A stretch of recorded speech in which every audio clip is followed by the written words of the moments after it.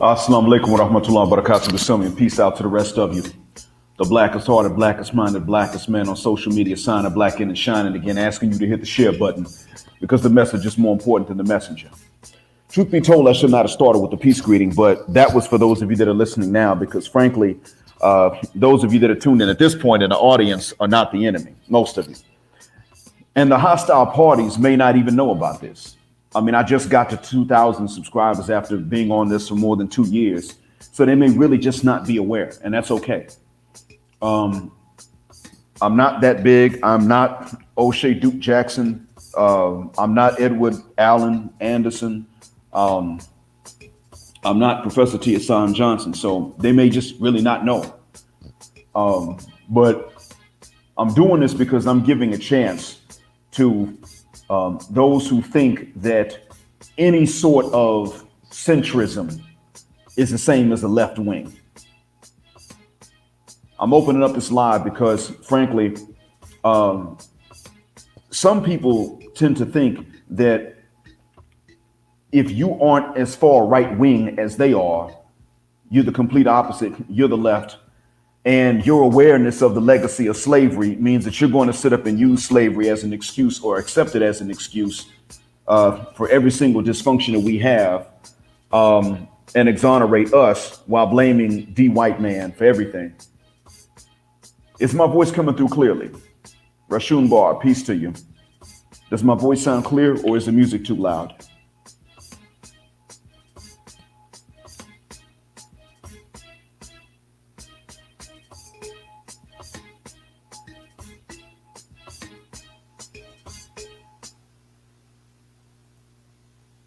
Okay. All right, so now I'm pretty sure at this point there's nothing to interfere with the voice. So in case the music was too loud previously, I'll state this again. I started this because I wanted to give a chance. Thank you, Money Magnet. Because I wanted to give a chance to some of the really far right wing conservatives amongst our ranks that can't tell the difference between the center and the far left, to come along and tell me where I'm wrong or to vent at me, provided they understand that I'm going to give a reply to them. This is because the far left amongst us does exist, and they are an issue. They are way out there. They believe that they can go to the pyramids in Egypt and meditate, and in a few seconds they're going to astrally project and arrive at another galaxy and commune with their ancestors. Yeah, this does exist. That's true. They're there.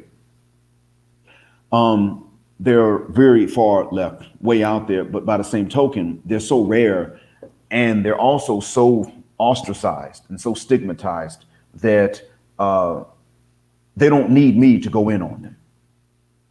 Now, I am pro-black, but I'm not into that crazy mysticism. If it takes light 2 million years to travel one way between this galaxy and the next nearest one, you're not going to convince me that a human soul is also going to turn around and make it over there within a few seconds, and then be back in its body over here within a few seconds. So those folks that are way out there like that already have enough people going in on them. They get ostracized enough. There are things that are closed off to them. Money-making opportunities are largely closed off to them. If they're male, mating opportunities are closed off to them.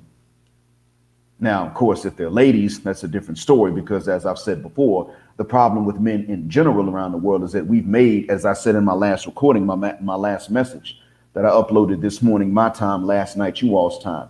The problem with we men is that we have made the peen too easy. We have allowed the male libido to guide a lot of our decisions, and therefore we simply haven't made the peen difficult enough for them to even appreciate, let alone try to acquire. So of course the ladies could be way far out, and we'll sit up here and nod our heads, yeah, you right, sis, yeah, you right, trying to act like we're on the same page as them, so as to impress them maybe, or seem like we're as deep as them, when really they're just cuckoo. But they're already in a mess. What about the far right amongst us, amongst not only black people, but more specifically amongst the black manosphere? Sounding absolutely no different from de-white conservatives or the mayonnaise mafioso conservatives. Sounding the exact same way. Mad about gynocentrism, but don't want us to have a doggone furthermucking thing to say about actual slavery and white supremacy for real, and its effects and its legacy. I mean, if we're going to talk about oppression, because I'm not going to front, I'm not going to sit up here and say for 1 second that what Boom Shika Bonquish and Sapphire have been able to do has over time exceeded what was done to us in the beginning. What they've been able to do to us exceeds what Massa and his grandkids have been able to pull off recently, because they're next to us and we didn't see it coming. But from the very beginning, I can't really say that. Despite their complicity in it, I'm not going to sit up and say that they were the ones that initiated the trade of us, let alone any of its further outcomes that happened in the States or in Brazil or anywhere else in the Americas for that matter. I'm not going to sit up here and tell you that they got this from themselves. I'm not going to tell you that the mayonnaise mafiosa women, Karen and Becky and Amber, had nothing to do with it. So if it's okay for them to sit up here and just go in on us, who might be in the center, simply because we're not as far right wing as them, then guess what? That means that they can, yeah, it's like you said, Abdullah bin Bobby, salam alaikum, brother. Yeah, they can bring the further muck and ruckus. I'll let them go. And then When they start to interrupt, and I'm going to mute the mics. Now I'll let them speak, but when they start interrupting my responses, I'm going to mute the mic and let them have it. They can bring the smoke if they want, but I'm going to return it with fire. Not to be mean necessarily or hateful, but I'm going to do it because I actually do perceive them as an ideological threat. The same way that some of the far left pro-blacks perceive Islam as an ideological threat to black people, even though I can tell that it's the solution. I perceive the far right and the far left to be ideological threats to black folks. The difference is that most of us can look at the far left and say, I can't get down with that. That's just way too hocus pocusy and too spiritual and not solid enough. And you know what? I'm not with that. But when the far right comes along, they sound very clever because of the stats they bring and how quickly they can recite these stats like that, like Ben Shapiro. So they make the truth sound like pure emotion, and they turn around and put their spin, able to make it sound like facts because they can quote some statistics. I don't know how true they are or not, but they are able to quote some statistics to make it sound like when you want justice, you're just being emotional. But when they talk about dominance and supremacy, they're being completely logical, when in fact, they're more so just supporting a selfish worldview of Western Europeans. That's really what it comes down to. And I decided I'd open this up and give them a chance. And I posted this early on. I think the day before yesterday, I posted this up. And I apologize for being late by 10 minutes, but I posted this up the day before yesterday so that they could come and prepare their stuff, as long as they're willing to give me time to try to check it and verify it. If they don't come on, it's okay. You all are welcome to come on, and I may and we can discuss what you all want to discuss for a while, at least up until the time of the next prayer, which is about an hour and a half. No, I'm sorry, it's about, well, let me see what time the next prayer is here, how much further away it is, and then we'll know exactly what time frame I can give y'all. About an hour and about an hour and 20 minutes.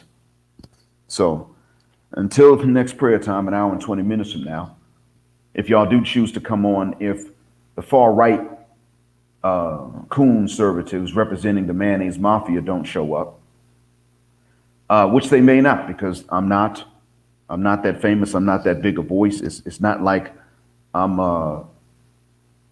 the Reverend Brother Pastor Deacon Dr. O'Shea Duke Jackson, or like I'm Edward Anderson. It's not like that.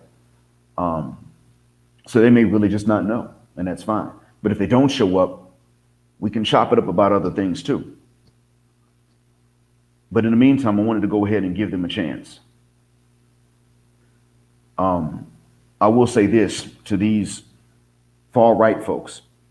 I'm not upset at all, and I want to clear this up. I'm not upset at all that anybody, anyone amongst us has moral conservative values and they want to see the rest of us have them. I see that as a necessity, even as, me being a Muslim, I see this as a necessity for us. If you want to live a blessed life on this side of the grave, and if you want to live, forever, a life worth living on the other side of the grave, as far as I see, you got to have, that's just one thing you got to have among many. Necessary, but it's not sufficient, are these conservative moral values. I'm with that. It is specifically, and where I draw the line is specifically when someone comes along and wants to hold us accountable for any and everything, whether we have control or not, then turn around and exonerate the ones that have benefited from our oppression. Whether it's a black oppressor, a white oppressor, or a white descendant of oppressors that's not really active in our oppression right now, but just wants to exonerate their whole society while pointing fingers at us and pointing no fingers at anyone that's ever oppressed us. That's why I'm drawing the line specifically. If someone wants to advocate for conservative moral values, we have no debate. We've got no argument. Now, we do have someone that's in the studio. I'm going to go ahead and bring them on. Oh, yeah. This is somebody I'm glad to see. How's it going, man of tomorrow? MOT? Hold on. Yeah, how's it going, man?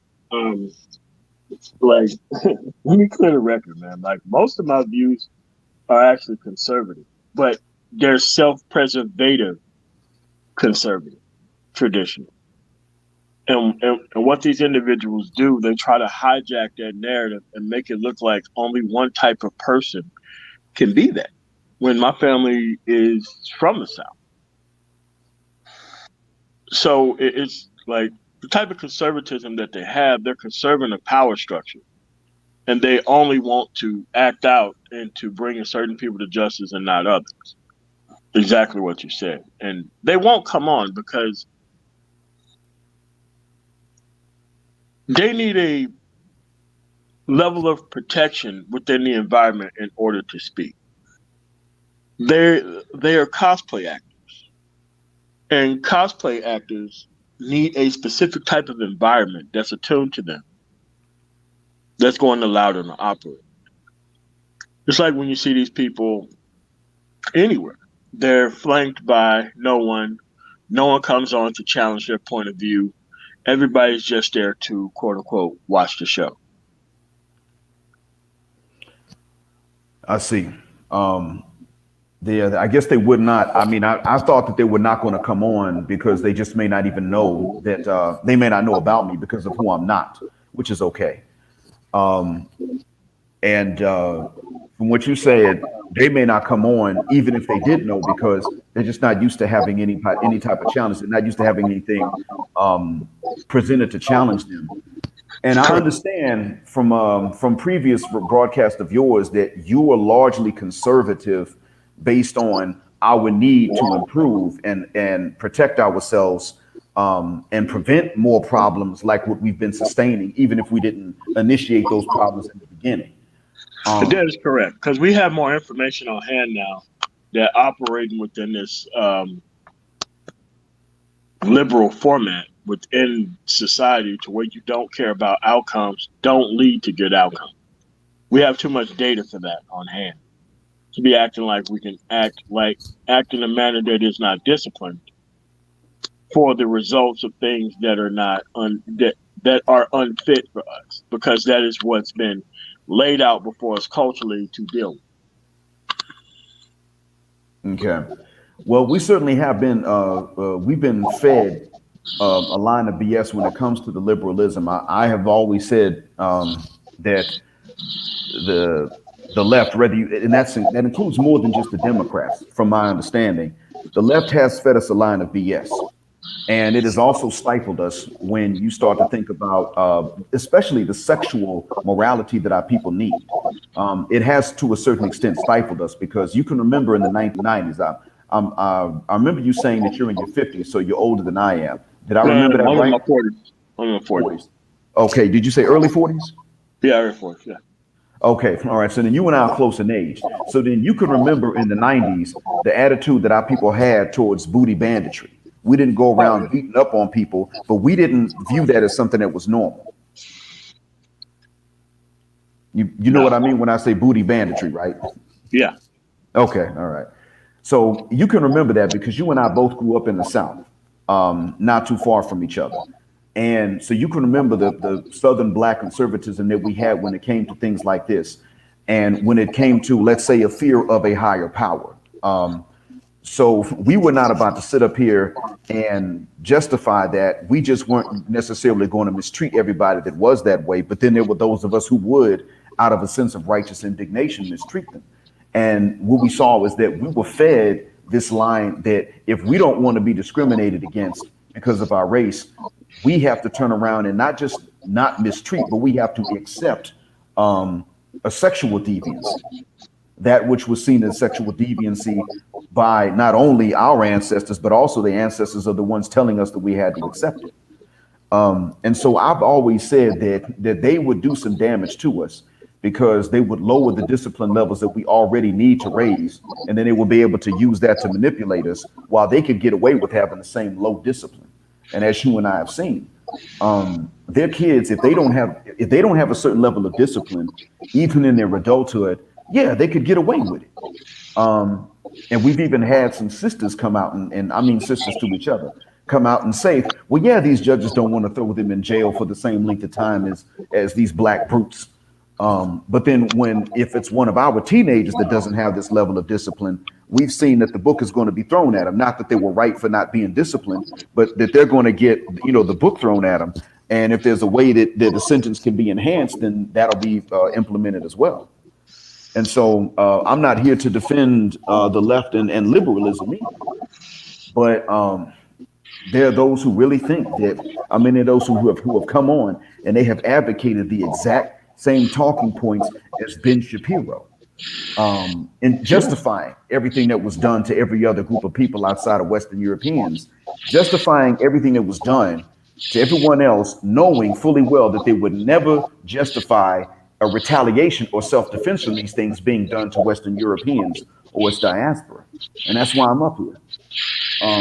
Yeah, but you have to understand that this system of quote unquote protected speech without consequence is a problem within Black America. It's kind of like in my grandfather's days, your ABL type had to live over there with the people that he was protecting. There was really no protection for him anywhere else outside of that. But he was going to be a spokesperson for that, and that's a lifelong goal. He's not stepping outside that for any reason. His whole everything is based on it. And this is how it was now. Because if you lose your job, you lose your standard of life. There is no another job. So most times, you would either have to go along in silence or be out and out and have your voice heard on that side. There was no other way you can express your opposition to and towards it. And this is why they always wanted you to talk about politics, so that way they could put you in a box out there, because there was no other employer that could fire you for any reason. And that political thing that was the major reason why people were getting fired. And that's why they had to come out with affirmative action and all that kind of stuff, because people just kept hiring their families or those type of black dudes.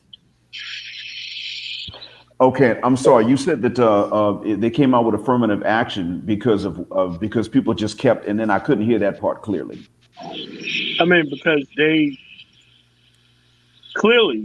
had their black people in it, their type of black people.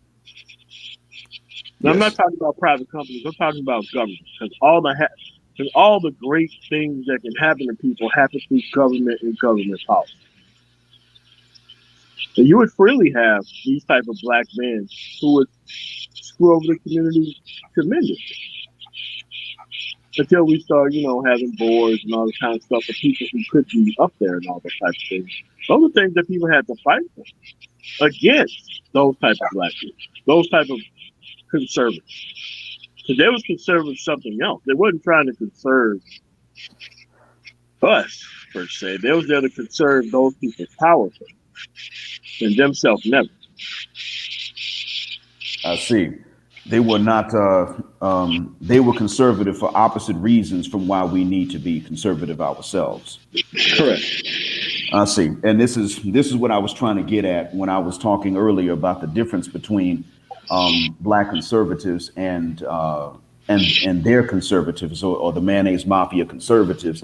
We have to be distinct from them because our reasons are actually diametrically opposed to each other. I was trying to get this message across, and I don't know how well I really don't know how well it's going across, but that's what I was trying to say previously. That we're not conservative because we want to commit lynchings. We're conservative because we're conservative because we need to become more disciplined in order to make the sacrifices necessary for our situation to become better for future generations. Our future generations and not theirs. And the truth be told, as a former pro-black and now a pro-black male, I would say that one of the major downfalls of the pro-black movement, if you will, was that they were the opposite of a conservative, so to speak, politically speaking. In other words, they weren't really, they were when I started, about 1990, 91, when I started being introduced to those circles, even though I was only a teenager. There was a type of conservatism, but then again, I was being introduced to this in the South. Again, where there was some conservatism anyway. But as I left, hell, just 5 years later, when I left and I went to Atlanta as an adult, I began to see how wishy-washy a lot of the conscious community was. There wasn't a type of conservatism to them. It was being eroded. The conservatism stopped at the level of, well, we black folks don't do this. And then 2 years later, you find out that somebody black got arrested for doing exactly whatever it was we were saying that we don't do. And therefore, it's fizzled out and it's become a joke. It should not have been, but it wound up becoming a joke because they let the left come too far in and infiltrate with too much liberalism. So we can now look back and see that error. We can see that mistake. Nobody's pointing out how the far right is able to infiltrate the manosphere, so to speak. Nobody's even pointed out how they've been able to do that to the point that they will get us on board with them so that they can complain about gynocentrism and we join them. But then when we start saying, hold up, what about certain concrete government policies that still have a legacy today that have affected the wealth we pass down to our children, or rather don't get to pass down to our children? And then they turn around and they start saying, well, you need to get over that. That was 100 years ago. So if you bring up an actual policy that was in effect as recently as the 1960s that affected where we live and where we can live on average, they'll say slavery was 150 years ago or now 250 years ago. No, I'm sorry. They'll say it was 150 or 160 years ago. They'll say that and say, get over it, even if you move beyond slavery and you're talking about things that are more recent. And so now nobody's talking about how that's being used pretty much to turn many manosphere people into hypocrites. Because that's exactly correct. So what they're doing is they're trying to enlist people to engage in their culture war, because you don't need a culture war if you fixed policy. If you just fixed policy, we came together and we fixed policy and we separate from that standpoint, there's really no need to engage in the culture war. See, engaging in the culture war is an emotional relief to people. Making it look like you're going to make this woman understand that she's wrong and that she's going to turn, that's an emotional thing. But if you take away the fact that they can really just leave you high and dry for no apparent reason, and there ain't no consequences for it, and the kid automatically goes to her, and you automatically go to child support. In some states are different than others, and on challenging custody and whatnot. I mean, that's where the fight is. Like this whole back and forth between the people, that's not there. But the perceived thing is that these people are being hurt more by these things being in place. So we're not going to remove that. So we rather allow you to be by our side, helping us with our culture war, but we're not going to help you with the government policies that we know is hurting you more than it's hurting us. And that's kind of where we're at. And it's kind of hard to get allies because they rather have numbers than to address these simplistic things. I mean, like, here's another rationale. The green pill grifters, you know, who sell red pill content or answers to the more purple pill by having all the information, the answers to the guidebook, and then send people back into the actual burning building. Both MGTOW spaces and SYSBM spaces, and most frankly, white spaces should have never allowed these people in. And yet they stay firmly attached to the red pill movement. They're just the green pill grifters who's out here selling. I'm not talking about doing content for the actual. I'm talking about selling answers to this nonsense and sending people back in. Okay. So no, it wasn't just the pill movement. Okay. So you're referring to those like I assume that when you say green pill, I assume that you're referring to those who are chasing the green profit. Yeah, I'm assuming you mean that. Okay, the green of the dollar. There certainly is that out there. I understand why some people monetize the channel. Understandably, I've chosen not to. It wouldn't work where I live anyway. No. I'm not talking about monetizing the channel. for that Yeah. reason. I'm talking about selling products that's going to help you get past the women's so-called power within the environment. That's the product I'm talking about. Not monetizing your channel for whatever reason. Receiving super chats and all that. I'm not talking about that. I'm talking about a very specific thing, like your dating coaches and all that kind of stuff. All that kind of stuff should be nowhere near the MGTOW and the manosphere spaces. They should have been their own sphere onto themselves. They should have never been allowed around here because they're counter to the mission. It's almost like allowing someone to set up an actual crack house that connects somehow to the actual treatment center. But you have to walk through the crack house in order to get to the actual group meeting in the back of the actual treatment center. I see, and that's what I suspected. I mean, I suspected that you were talking about those who were trying to sell, like the dating coaches. Sorry, I had a Freudian slip there. But I suspected that you meant that because in the end, it does come down to what power we have, both legally and otherwise. And I would say that I haven't really addressed the laws that much, only because others have addressed them, i.e. you talked about what the laws and the policies are. And Dennis Sperling has talked about it. And so I largely leave that to those who know more about them than I do, although I know a few things. But in the end, it does come down to the power that we have. I have focused more on the power that we have in an immediate sense, like the power to fast, lower the libido, to check out at greater rates than what we have checked out. The power to tell young guys before they even reach adulthood, before they even reach their teens, exactly what it is their mothers don't want them to know about the games that are played, and that includes the legal games. But I suspected that that's what you meant. I didn't think that you meant just those who monetize or who take in super chats, because if they're going to do this more than half the time, they're going to have to make their living some way. And it's great that they let people choose to pay them as opposed to them coming up and begging. Now, in my own case, because I'm also openly advocating for a religion, I'm not going to monetize now. It wouldn't work where I live anyway. Cash App and super chats don't work here. They're disabled grayed out icons on my screen. They don't work. But then also I can't necessarily push this and then turn around and monetize the channel. I can't say, well, Islam is a solution, and then I monetize the channel. I have to let everybody choose for themselves without finance entering into the picture. But I do understand. I didn't think you were going in on those who do it because they may have to. People take time out of that they could be using to do other things, i.e. to drive the trucks or to represent a client. They got to do it. I get it. And the life in the States is real expensive. So you don't really have a choice like what I do. I'm not talking about monetizing in general.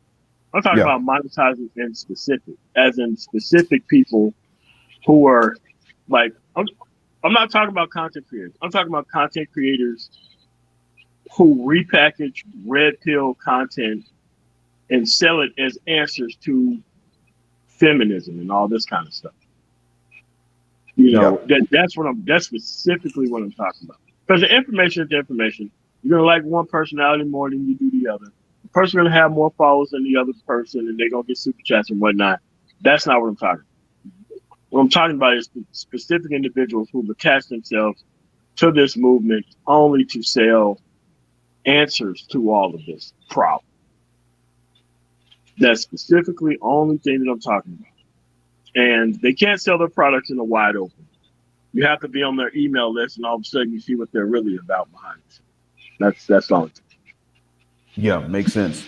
And in a nutshell, I have to admit, the dating coaches initially had me fooled when I was younger. I would say up until about my middle 30s, maybe, they had me fooled into thinking that they actually had something, or that they knew something that a lot of other men didn't know about women, because we all grew up seeing some men succeed with a bunch of women, while most of us failed with most women and succeeded with a few. And we all saw that. So, of course, without the internet, let alone social media, we really didn't know much better. But in all honesty, men in general owe a debt to those who came out with this red pill awareness, because this is why it is that anybody can even question these dating coaches.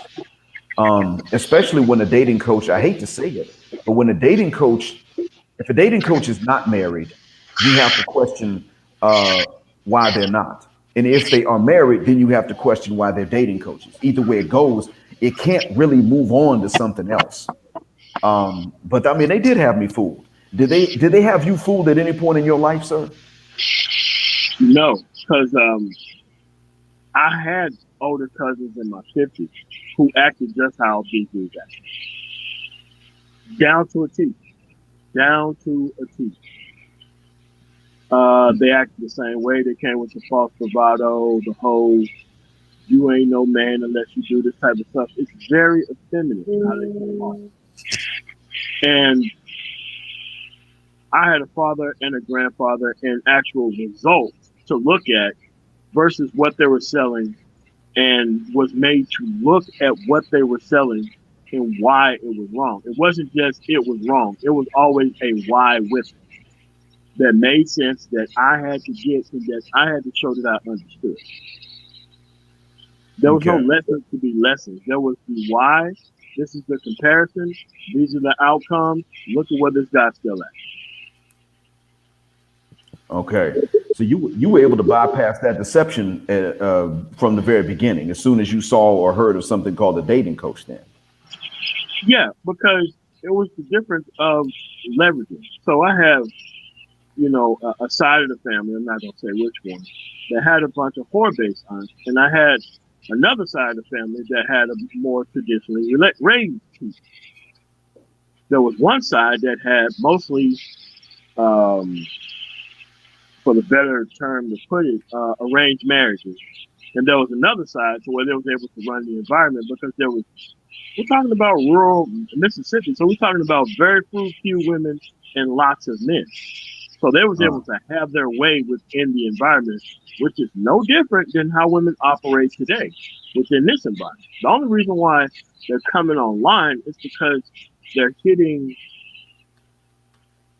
I wouldn't want to say the wall of MGTOW, but like the wall of reality, that they don't have those type of options. Because as a man raises his stature and station, he's supposed to have more options due to productivity than she have with mere beauty.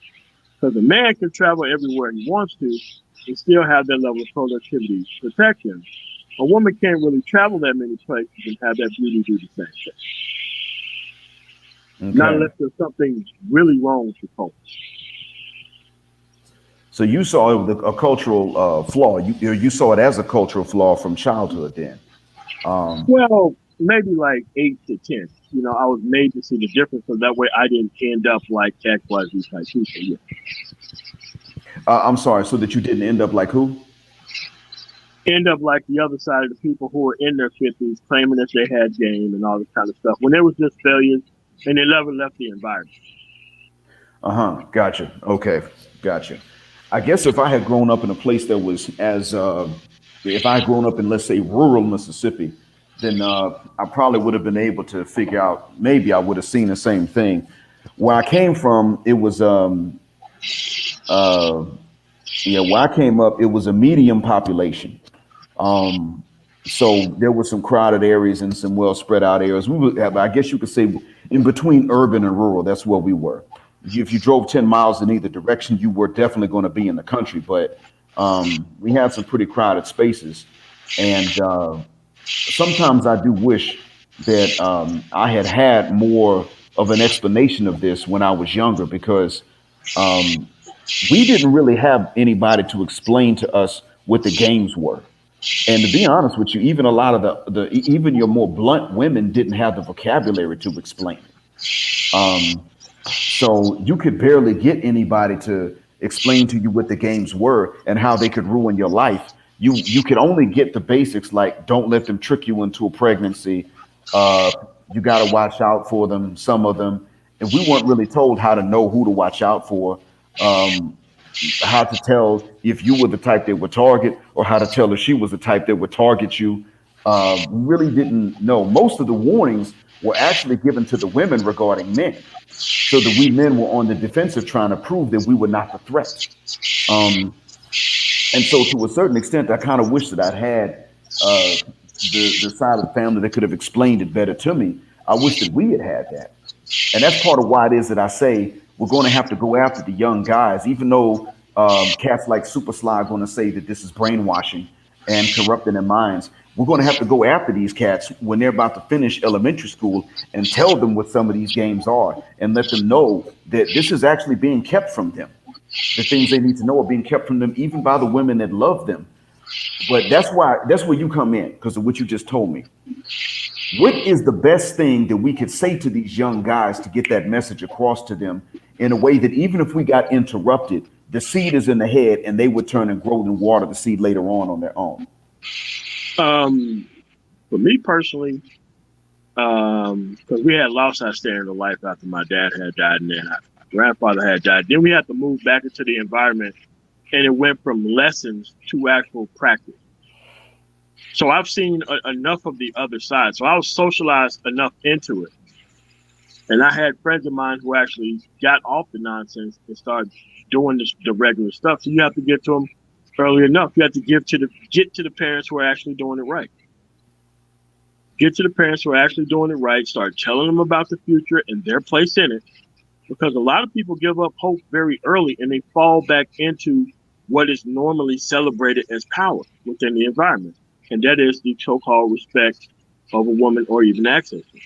But if you let a person know early enough that all these things that you're trying to pass up right now is actually your responsibility to engage in. So that way you can leave all this stuff alone. You're going to get better stuff when you move up. You don't get better stuff when you stay down.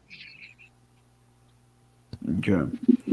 So they would, in a sense, they would need to be told what you were told from a young age, but they would also, I guess you're saying they would also need to know, or they would need a better environment a lot of times. Not necessarily, because there's a lot of people who left their situations to go live with other people in order to achieve that. In some cases, it came down to that. Well, there were some people who was able to use sport to stay away from that kind of stuff during the school year, and 2 days to kind of stay away from that stuff in the summertime, even if they wasn't good at the sport, but at least they was protected from the environment by being in different situations and hanging around different people. Because most of this stuff is based on hanging with different people, being socialized with different people that's going somewhere. Even if you're not going anywhere. There was a couple guys who was just really not good at school. Why? Their parents put them in special ed at a very young age. Messing with us, they still brought their grades up somewhat. You know, we did our own tutoring and everything. We took care of our people. Okay. Now, to be honest, most of what you said I was able to hear. There was a little bit that was fuzzy because of some background noise, but I got the major gist of it. In a place like, let's take a medium-sized environment, which is, I'm asking because that can sort of strike a balance in between the major urban environments that a few of us live in and the rural environments that a few of us live in. So let's take a medium-sized place like, let's say you're from Biloxi. I mean, you're from Mississippi. So I guess Jackson's considered to be a medium-sized city as far as most cities in the country go. Would you say it's medium-sized or is it still small? No, it's probably medium comparison to the area. Yeah, that would be considered medium. Okay, all right. I'm pretty sure that well, no, I can't say the Gulfport and Biloxi are necessarily more developed either. No, they're not. They are? No, they are not. Definitely not. Okay, they're not more developed. Okay. And so in that case, then now I'm sure that Memphis is considered a bigger city for that region, but Memphis or Atlanta would be, yeah. Oh yeah, Atlanta definitely. Oh my God, that traffic never stopped. That brings back memories there. But okay, so we'll take Jackson as far as medium-sized cities go, and Gulfport and Biloxi were also medium-sized separately from each other. Now you put those two together, and that's where you get this big city effect. But in an environment like that, if an environment like that, if somebody's listening and his sister is a single mom raising a son, and she's not going to tell that son what he needs to know about women so that he doesn't become a victim of the games, so that he can actually get the results he would want to get out of life, and not think that his worth is tied in to the validation of exactly who was trained to never validate him in the first place, who was told to never respect him in the first place by default. What should this guy go and say to his nephew, assuming that his sister's going to interrupt the conversation at some point? What should he say to his nephew if he's got about 3 minutes before she walks in and interrupts? What should he say then to put the seed in the nephew's mind, so that the son would then look up more of the information on his own and sort of take it from there? Yeah, for me personally, it's like, look, I'm in a place where you want to be. Go find whoever's talking, ask them what age they are. And so that way you can be able to follow the path side by side. Like most of my nephews and nieces that I've helped, it wasn't because I was talking to them in person. It was because I was communicating with them online, despite what situation that they were in. And they still got good results by constant contact and practice on their end. Because there's people who had the information in the same household and they still turned out radically different. So most of this stuff still has to be tried on the other person's side, despite what information you give them. Okay, so they'll still have to just, some of it they'll just have to learn from trial and error then. Correct. All of it's still trial and error, because once you give them this information, they're going to decide what to do with it or what not to do with it. Like I said, there's varying degrees of results. I mean, there's varying degrees of results even in my household, of people who took the stuff seriously and people who didn't. There's a lot of people who's behind the times and trying to catch up to the people who actually stood down on the things they needed to do. There's a lot of people who mess with those types of individuals who have 3 or 4 kids out of wedlock getting ate up by child support. And there's people who they used to make fun of for not getting all these girls. And turns out that guy has a very good life because he waited to get a cultural person to interact with. He didn't try to interact with very dangerous things before he actually got his chance. So it was still trial and error, because no matter what information you give a person, it's about how they take it in and how they practice it, no matter what it is. Okay. And one of the things I was wondering is, I remember you talking about in several of your live streams, I remember you going in on some of these, not just dating coaches, but even those who just defend the idea of game overall as it pertains to, let's say, starting a family, going through the dating stages, and then either starting a family or even just fornicating, whatever they're trying to do, they defend game. How do you respond to the ones who say that game is not just about trying to impress a chick, but it's also about getting certain jobs and negotiating things in your favor and throughout life? What's your response to guys who say stuff like that? I mean, my response is just the same. It's still a way of being imprecise. It's still not a way of operating at 100%. They're trying to operate in this snake mode where they have to lie their way into situations and then try to overperform past the expectations that was already set for them.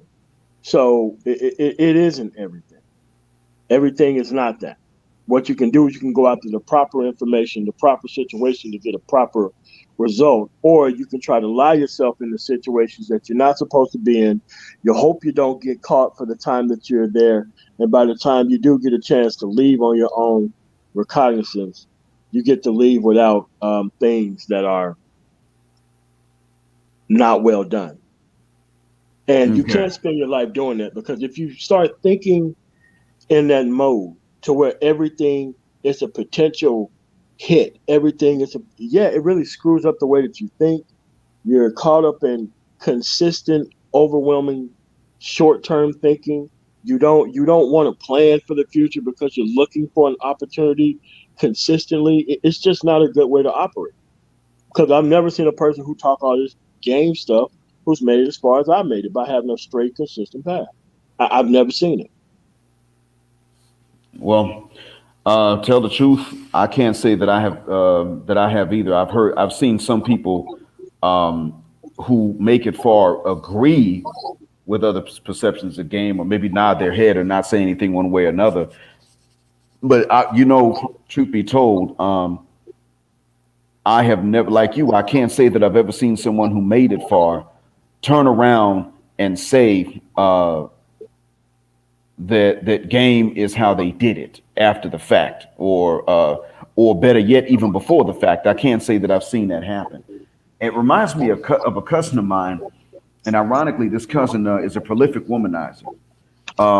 He's on my mother's side of the family. So my mother actually used to tell me when I was younger, she wanted me to be like him, because he could just be whatever he could be with whoever he wanted.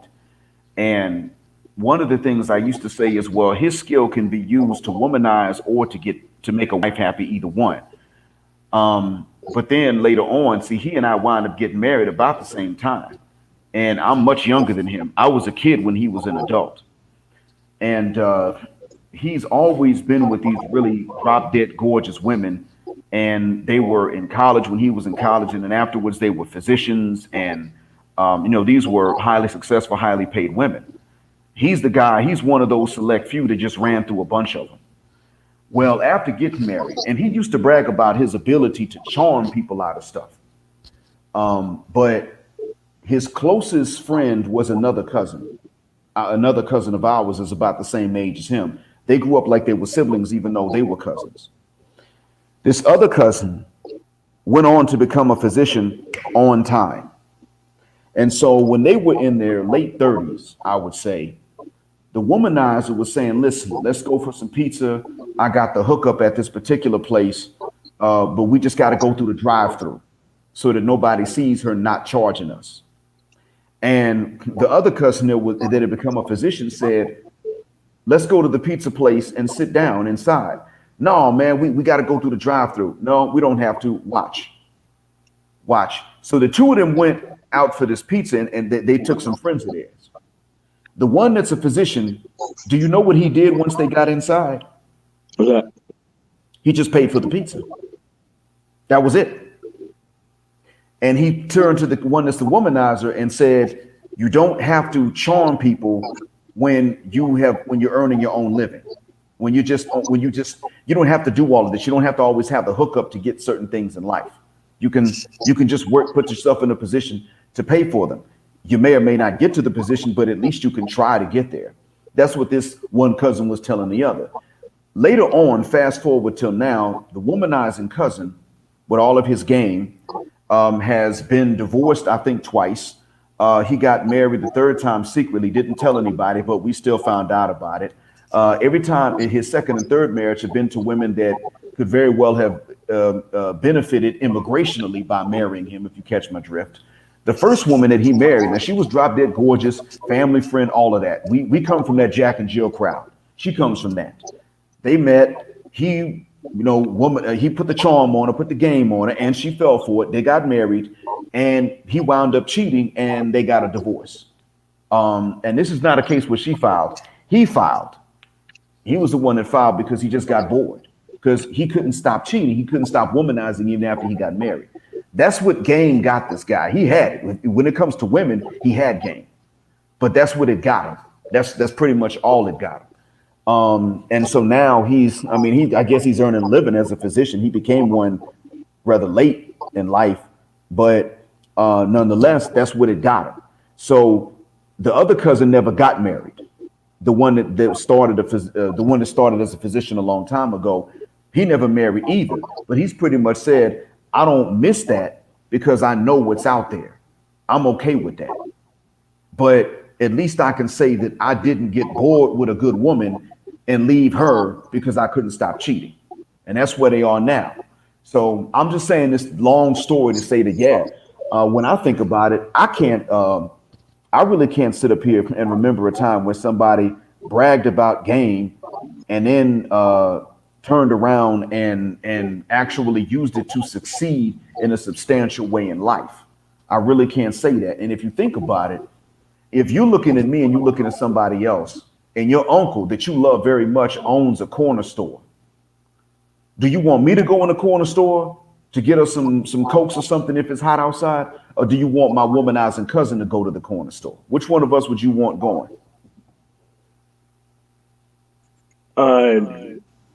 Corner store in that situation? Yeah, if your favorite uncle has a little corner store, and we all outside. Like, you from Mississippi, you know how them summers are. Oh, You yeah. felt that Well, humidity and heat. yeah, Now, well, actually, I want the dude who's not on the game stuff to go interact with. and that would be the cousin that started off as a physician earlier, the one that didn't do all that stuff, or didn't go into the womanizing. Whereas the womanizing cousin, that's the one that may go in and try to charm your uncle out of some Cokes instead of just paying for them. Or he would Oh have done yeah, that. and that happens too a lot. You Like those see, people come in, they case the place, and next thing you know, they're trying to come back at midnight and trying to do some things or trying to exactly. sabotage some things. And this is why Exactly. very early that culture was in, but like once all those people died, those people overran the environment and very quickly because they knew how hard they were suppressed when real men was around. So once those real men were kind of gone, they just had their way with everything. Okay. So you actually saw your environment deteriorate over time. Yes, Um, very quickly. okay. All right. Due to the type of men that found opportunities elsewhere and moved out to take them. Correct. And for the people who actually stayed, because those people who quote unquote had game, they didn't have game. They just had an army of misled kids to go out to do their bidding. Because a lot of these people would accept the type of acceptance any way that they can get it, even if they had to join a gang to get it. Right. And so they end up doing these things and ruining and messing up their lives or stepping up and taking the charges for their so-called parental figure within the environment. They end up messing their entire life up. They get out of jail and guess who they hate? The people who actually did it right. They don't hate the person who actually socialized them into doing that nonsense. This is why you got so many people out here right now trying to push game and swag rather than skills and resources. Because that's the only power that they've ever had, and that is as far as down the road that they ever been, is trying to get this counterpart's respect or even trying to fake like they do have it. Because that is seen as power to them within the environment. It's not looked at as power to be independent and have your own stuff together and you pick a person. You're supposed to not have your stuff together, and a person who do have all their stuff together as a woman is supposed to see all this value in you. That's what I'm talking about. So it's kind of Mm-hmm. flipped on its head.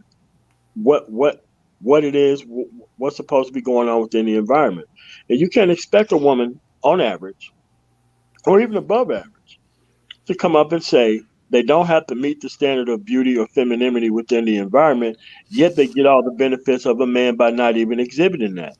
There's no woman that's going to walk away from that deal in 99 out of 100 times. Okay. You're never going to get people to walk away from a deal that they're not worth. And then socialize into thinking that a deal that you're not worth is something that you should also pursue. Other than that, you get to pursue all these other short-term and temporary things. So now you've taken masculinity and manhood from a status of working toward a specific goal that is long-term to definitely working toward things that are very short-term and waiting for other people to find value in you that is not there through quote-unquote game, so that way you can move up into another environment and start this whole tree all over again. Well, it certainly can't carry you too. Certainly cannot carry you too far. I'll tell you about another environment in which you will find people that do the same thing. They just do it under a different name, and that's the people I live in between right now, nestled amongst them. See, black folks ain't the only ones. Neither Western black folks nor some from the continent. Black folks ain't the only ones that put a value on game, so to speak. Now we do have a sector that overvalues game. We got a part of the community that does that, and they're very, you could say they're very loud. So we all know about them, even though they're not all of us. But truth be told, even here where I am, I see these people put a value on game to a certain extent. It's just they have different names for it. Like they call it left, right, or they'll call it the hookup. You could say the hookup, but the literal word just means connection or medium. Yeah. The literal word is just that. It's a corruption of that word medium. But when they use that, they call it vitamin W as well, because in Arabic it's the W that the word begins with that they use. So then the slang term becomes vitamin W. Pretty much just saying the hookup or connection, or they say right left, meaning they go and they trick their way into doing something. They do value that to a certain extent here. I can't say that they value it the way we do, because if I bring up that subject, they're going to say, yeah, that's a problem. And see, that's where we are separate. They will admit that it's a problem. And so they may say, well, sometimes it's a necessary evil, but if you bring it up, they're going to admit that it's a problem. It exists. Sometimes the bureaucracy is too much to deal with. So the right left does exist, or the connection and the hookup does exist. It's needed. But I can't say they quite glorify it the way we do, but they do have their problem. And the issue is that since they have their own countries, not just one, but they got their own nations. In the Gulf right now, the governments are cracking down on this stuff. So it used to be that if you got a traffic ticket, you went through your connection, or you went through some right left stuff to get out of paying the traffic ticket. And now what it is they had to resort to cameras. Now we think that we're not independent enough. Like we always lament that we have to buy things from the outside and from other people to get certain things done. This, truth be told, the same thing happened here. In several of the Gulf nations, they had to buy traffic cameras from some Western company, and they had to pay a lot of money for them. And they had to they were given pretty much an okay deal, but it wasn't the best deal. This was so that they could automate the system of sending out traffic tickets and putting them into a registry, just so that people would actually have to pay the tickets before they could leave the country, because everything was right left. People were driving like bats out of hell, and they were going through all of these things to get out of paying the tickets, or to get the tickets taken off of their national information, so that if they wanted to leave the country to travel, they could do so without having to pay the ticket first.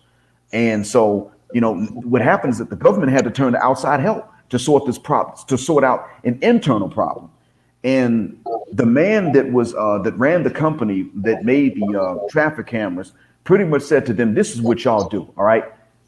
I tell y'all what, you don't have to pay for the cameras themselves. You don't have to do that. Just give me the money for the tickets. Every ticket that's valid, you got to give me the money for it. But if you shortchange me, then I'm going to mess you all up. So for like 10 years, I think for first decade, he's going to get all the ticket money, all the ticket revenue. You understand? Yeah. So the local government got these free traffic cameras, but for 10 years they don't keep a dinar or a dirham of the traffic ticket fines that they're going to be collecting. They got to pay it to him.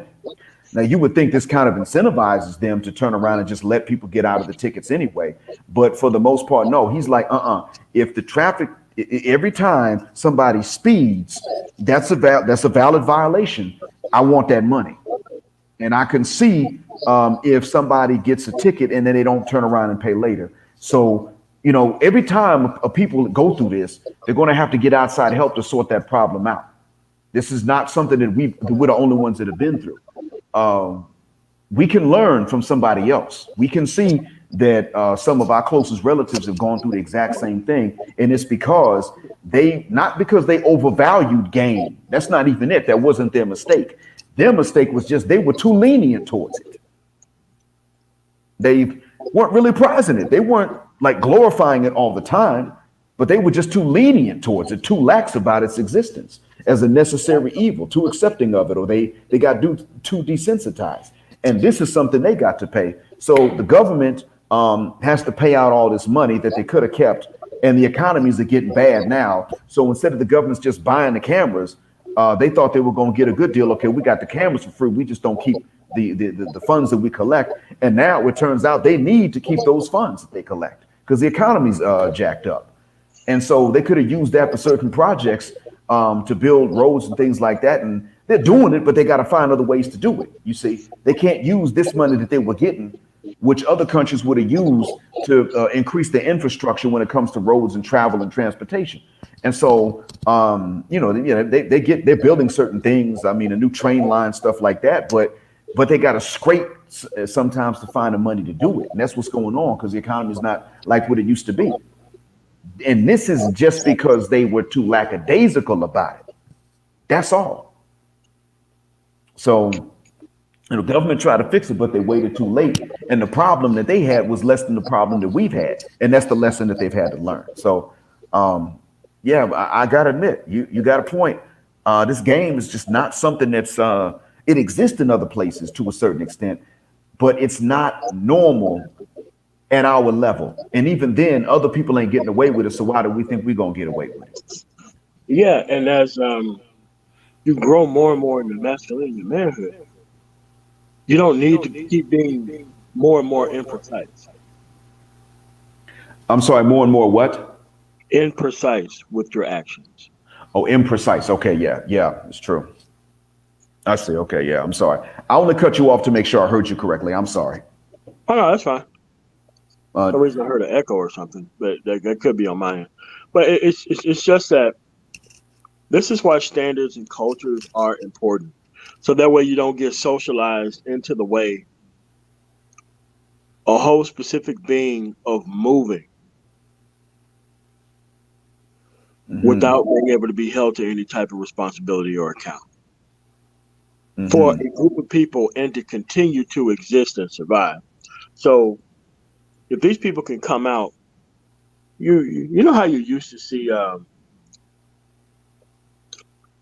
I've seen it a couple times on YouTube, but I've seen it far more outside of YouTube in certain environments where people try to go after those.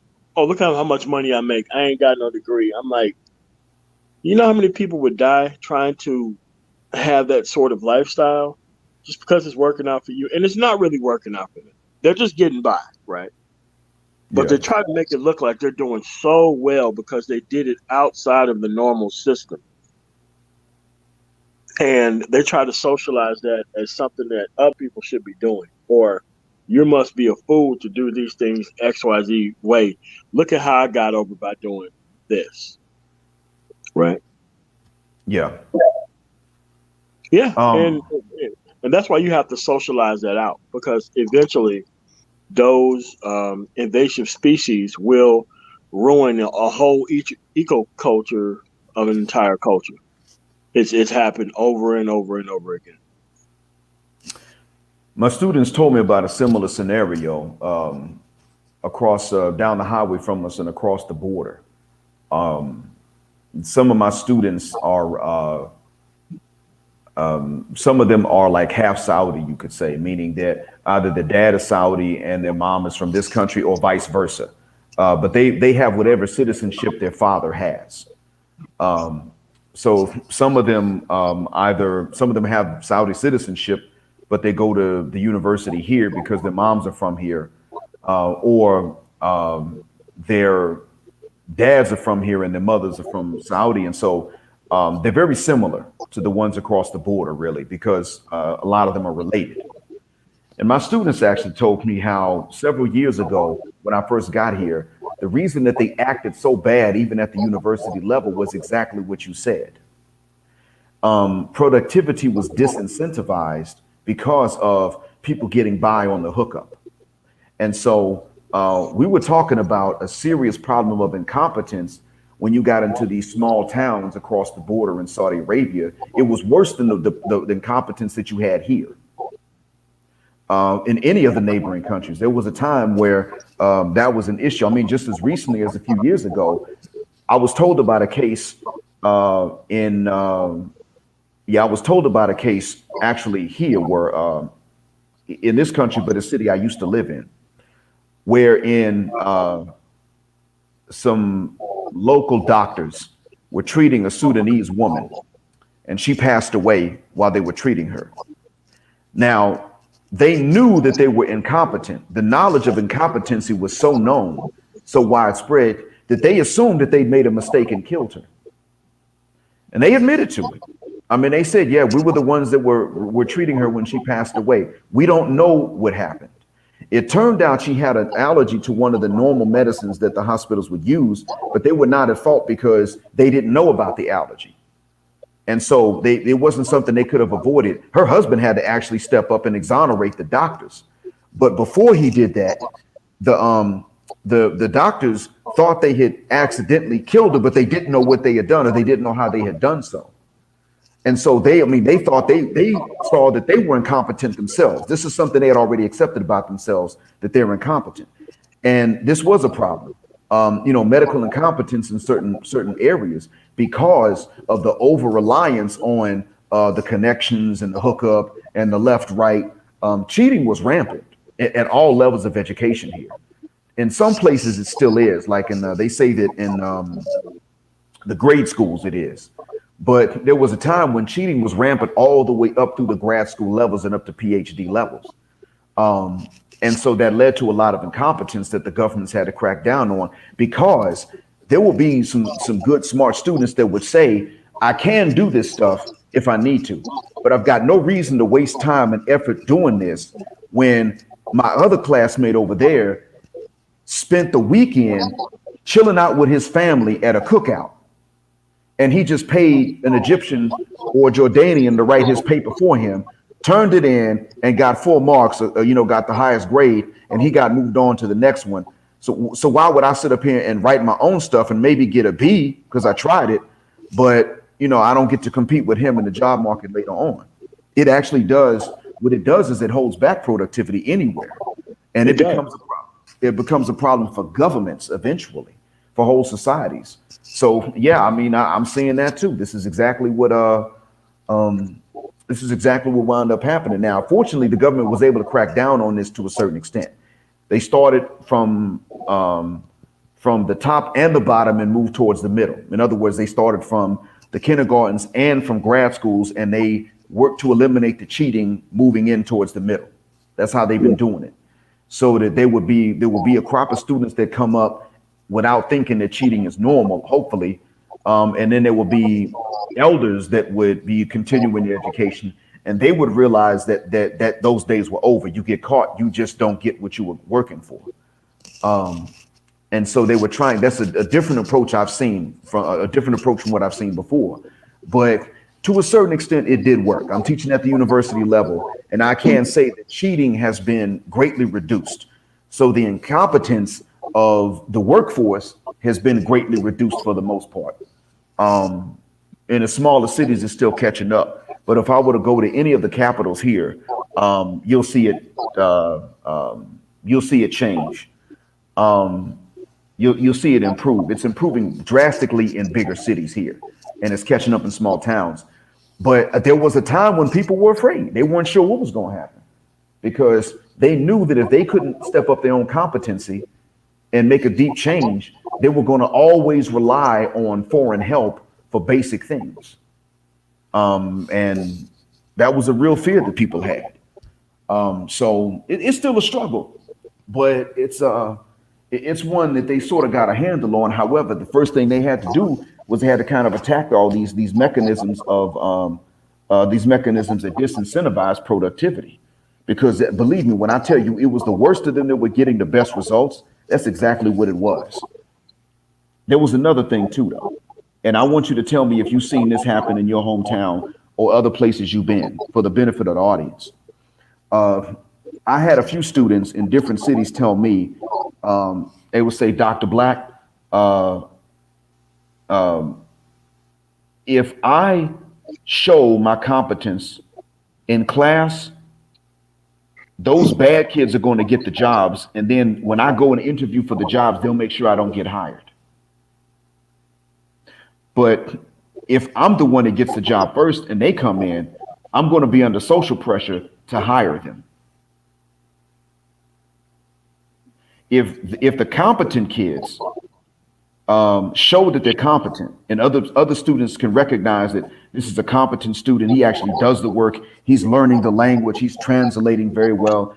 If they see this, then if they get the job, meaning if the incompetent, lazy students get the jobs first through the hookup, left and right, and then this competent kid comes and applies for a job, they're not going to trust the competent one. They're going to try to shut him out. They don't want him to get ahead. Did you see this when you were growing up or anywhere else? Oh yeah, I mean, it happens in corporate America like a lot. Like like nearly every place that I worked at outside. Well, you see it in the military too, but it's definitely on the outside. And that's kind of what led me to formulating my own business and doing things the way I did it, because I cared about the results. It's life and death situations when you're in the military, but it was kind of hard for me to shake that type of idea to where I had to work with everybody. Because when you're in those types of circumstances, you have to work with everybody no matter how difficult they are. You have to do it. And then at some point in time, I just had and it took a while for me to have to go through or see a lot of failures for me to be like, man, look, if I care more about these results than everybody else here, then it's time for me to go get my own stuff. I cannot be associated with failure. I have to do things on my own level because I am better than these guys. So I'm not going to operate and deal with people who are less than I am. And so that's what made me change the way I did everything, because most likely, outside of like the past month, I worked harder than anyone else in my company. I still drive. I don't have to, but I still do it. Why? I want people to show that when I ask you to go do something, or when I don't accept a specific type of behavior out of somebody, I don't accept it because I don't do it. So if I don't do it, why in the hell would I let you get away? But it's so many people who's hell-bent and caught up on protecting that environment to where they are, to where they set this system up. Who was that who said white mediocrity is game as well? I don't think that's the case. They just got there before you. And this is why being a competent employee always pays. Because by being a competent employee, you learn how to do the supervisor's jobs, which means you can move around and be marketable in other places. But if you try to just get by, you're going to have to put up with a whole bunch of stuff because you're not maximizing your potential in your job or where you're at. And that's just the way life works, man. Being a business owner is nothing but competent employee plus payroll and human resources all rolled up into one. It's really not that difficult, other than just showing up and doing your job. It's just maximizing, watching the same job be done multiple times across the spectrum without having to work for people, by having other processes in line. There's always going to be those people who actually want to get over, but thankfully it's not everywhere. Like you find this in like very larger companies where that type of nonsense goes on a lot, and people don't want to just ride with the smaller companies until they could be able to have their own stuff and then branch off. So that's what you run into. Okay. I saw where Unsunken One asked, "Is white mediocrity not also game?" And I was thinking about it, trying to figure out how much of it was game, how much of it was outright conspiracy, depending on how much they can get away with it. I'm assuming that he's referring to their ability to get away with being mediocre, whereas we may not have that ability. And if he's referring specifically to their ability to get away with it, I guess we could say that it's game, but it's beyond game. It's a major conspiracy. And truth be told, when it comes to game overall, I don't think that any men are ever going to have the game that women have, because one thing the game is going to imply is that, or let's say an individual's game cannot match the game of a group that outnumbers them. And that's what he's saying when he say that statement. It's white mediocrity game. No, white mediocrity has a whole protection system and structure in place. That's not game. Well, actually, he's not wrong. Game does have a protection and system and structure in place, It called everybody else's silence within the environment. So I guess he is right, you know. But it does take a lot to maintain a system of mediocrity. It isn't just a person being mediocrity for mediocrity's sake. There's a lot of things that are kind of helping this thing do the same thing. Well, in that case, then I guess it's game beyond game. What they have to protect white mediocrity is the same thing that that the gynocracy has to protect itself and to protect this great gravy train that they've got going on. The retirement plans you were talking about, the reptilians or the reptiles retirement plans. It's a major game, and there's really no game we've ever come up with that can top that, because we men have been conditioned to try to learn game as individuals so that we can manipulate the women to give up the draws and treat us somehow decently while they were doing it. But by the same token, their game is a conspiracy. Their game is something they're all in on it. I shouldn't say all, but most of them are in on it. And the ones that are not get called out and get called all kind of names by the majority for giving up the secrets. I mean, if you think about it, we tell daughters ways to be leery of men and protect themselves. We actually over prepare them, because when they're young teenagers and they don't understand nuance, we say to them, until proven otherwise, all men want that they want what you got. That's what we say to them when they're young. But when it comes to what the mothers tell sons, they don't say that. They don't say, well, look, we all are looking for a man that we can use to a certain extent. That's not something that they prepare these men for. Or they don't say, look, we all got double standards. We all trying to find a man to meet standards, but we're not willing to meet the same standards or something comparable. Like, we all want to be Lois Lane, but you have to be Superman. They're not sitting us, not telling the sons this. So if you think about it, there's really no reason for black men to sit up here and think that we're ever going to have game, because the whole game is a rigged game, and it was them that rigged it against us. And we're trying to play as individuals, and they're sitting up here playing as a team, and they don't even like each other. Correct. Just to have a reptilian retirement plan. We can't say anything about game, really. I mean, we've never matched their game, not at all, because we men don't hate each other the way that the women hate each other in any society. Just right off the bat, looking at him and he's a man. It's not like that. Yet and still, they've been able to play us when it comes to that, because we let them. And now the game is rigged. So we also now have JoJo that's joined us. And so I'm bringing him on. How's everything going, JoJo? What's going on, Mr. Blackmon? How y'all fellas doing today? How's it going, man? So far, so good, sir. What you got for us? See, something I'm starting to notice a lot too. Even as far as like men my age, young men my age, you starting to see this. This something I seen from a lot of y'all older brothers. Y'all have a solution and y'all talk about it. Y'all don't just sit there and complain about it all day. The problem I'm seeing from dudes my age, a lot of dudes just complain and whine, but don't want to actually do what it takes to better their situation.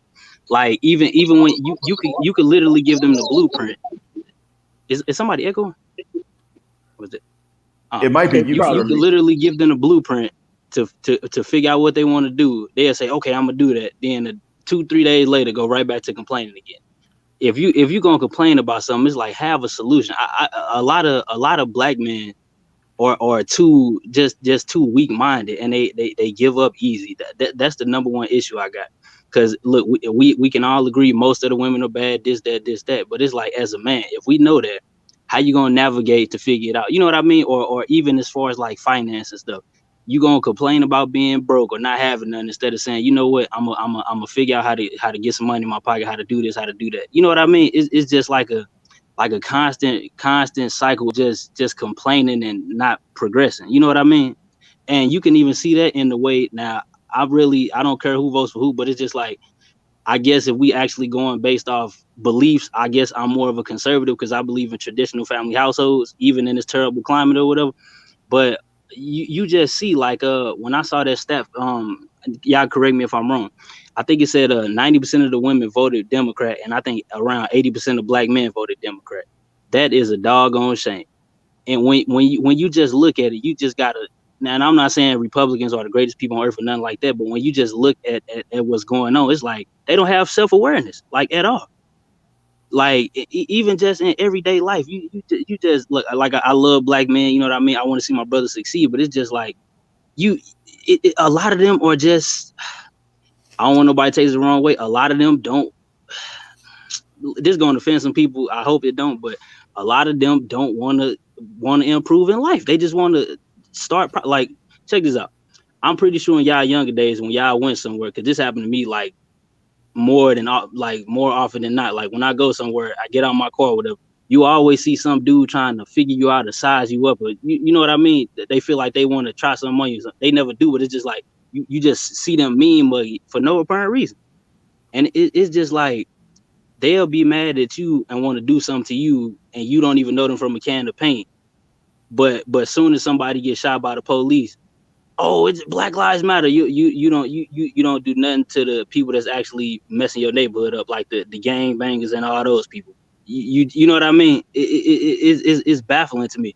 Just like with the selective outrage thing, like the Black Lives Matter thing, for example. I agree with the sentiment, but this is my thing. If don't only get mad and do that when a white person kills a black person. Do it when other black men kill, you know what I mean, or a black woman kills somebody. Do it when it's black people killing black people too. You know what I mean? We got this. It's just like, I'm so tired of black people being in a constant state. Excuse my language. There's a constant state of bitching and complaining. Just like how we always talking about, oh, we need to help the black men. We gotta do this. We gotta do that. Yeah, it sound good. But you got Negroes still out here buying $300-400 Gucci shirts and all this, even after they blackface stunt.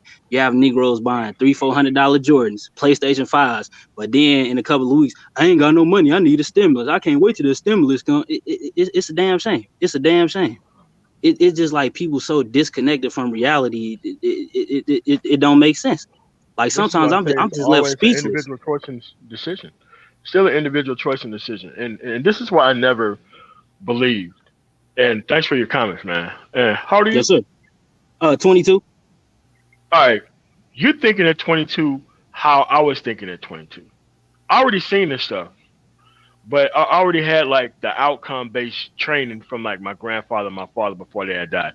Your age, I think I was getting out of the military. Yeah, I went in at 17, got out at 22. Yeah, I immediately went into school and started doing other things. What I had to learn was very early is that the only community that matters more than anybody else is the community of your household. So you got all these people who are quote unquote community minded, but they haven't had the household straight. So what they're talking about being a community minded is kind of a productivity based socialism where they kind of flip it on its head, where the productive people in society is going to come back and provide the non-productive people with all the benefits of your productivity because their numbers are simply larger. And you have to understand that most people are stuck in a time loop where they want to listen to the best answers and the best content about how to move forward without having the barometer of actually taking any action to move forward. A lot of people want to do this stuff, and you have to realize that you as a guy in your age frame and bracket, don't worry about other people. Run to the end of the road. Don't worry about these people, because I'm telling you, these people who you're not worried about their progress with, these are going to be the same people looking for you for a job later on. And we got to protect dudes like you, man. We got to protect dudes like you. You're the future, man. You cannot be worried about people who are stagnant right now. You need to understand that living in a one-bedroom apartment, having a car that basically runs, and getting your skills up at 22 is the only thing in your life that you should be focused on, not these other people. These other people are never going to get it. You have people in this space who are 50 years old re-rapping the same stuff around, man. Man, I'm proud of your progress. I'm proud of the words that you said and your mind state and all this kind of stuff, man. Keep it going, man. But what you have to stop worrying about is these other people. You are community minded. You want to know why? You already figured it out. You already figured out that these people are not going to make any tangible moves within their life. They're waiting for everybody else to do it. If it's not a stimulus, it's a hookup. If it's not a hookup, it's game to try to wishy-washy their way through this stuff. While you have to practice a complete different set of values and rules to maintain where you are, they're practicing a different standard of rules and abilities to stay where they are. They ain't your people, man. Yes, sir. They are simply not your people, and do not worry about them. Yes, sir. I appreciate you, fellas. I'm stepping down. Thank y'all. All right. Thanks a million, JoJo. Glad to have you on. Well, yeah, I guess to a certain extent, we do have to admit that we didn't protect the more industrious members of us. And that's something I'm going to put on multiple generations, our generation, and the ones that are in the 20s and the intermediate ones too. I got to admit, it's just not something we collectively did a whole lot. As a matter of fact, when I was coming up, one thing I noticed was something that O'Shea said. That, and I didn't see it in my neighborhood because mine was more like where the Cosbys lived on the, more like where the Huxtables lived on the Cosby Show. But in the ones that were near us, pretty rough areas, I noticed that if there was a kid that was, if he was doing well and if he just stayed out of trouble and he had a talent, but I hate to say this, but if he didn't have the social skills of Urkel, but he stayed out of trouble for the most part, and people thought he was going to move on and do something, he was more likely to be protected from some of the knuckleheads. Oh, sure. That's if I'm going to just be fair, so as to not take away any due credit from anybody. They might have protected him more, depending on what neighborhood it was and depending on how he was. If he was still mannerable to everybody and how you doing, hope everything's okay, that sort of thing, they probably would look after him and protect him from those that would have given him a rough time. Usually the guys that would protect him were the ones that had actually been in some serious trouble and didn't really want to see them or their friends get into the same trouble if they could avoid it. They were more likely to only do dirt if they were about to get evicted or something like that. But as far as the whole goes, no, I can't say that we really protected them that much. No, it was in my neighborhood. The father was going to be one of the most potent forms of protection, and a lot of times they didn't know what was going on. When I was, talking about where I was coming up, a lot of fathers didn't know the pressures that my generation fell under to validate ourselves to the hood element, or I should say to the just negatively stereotypical element.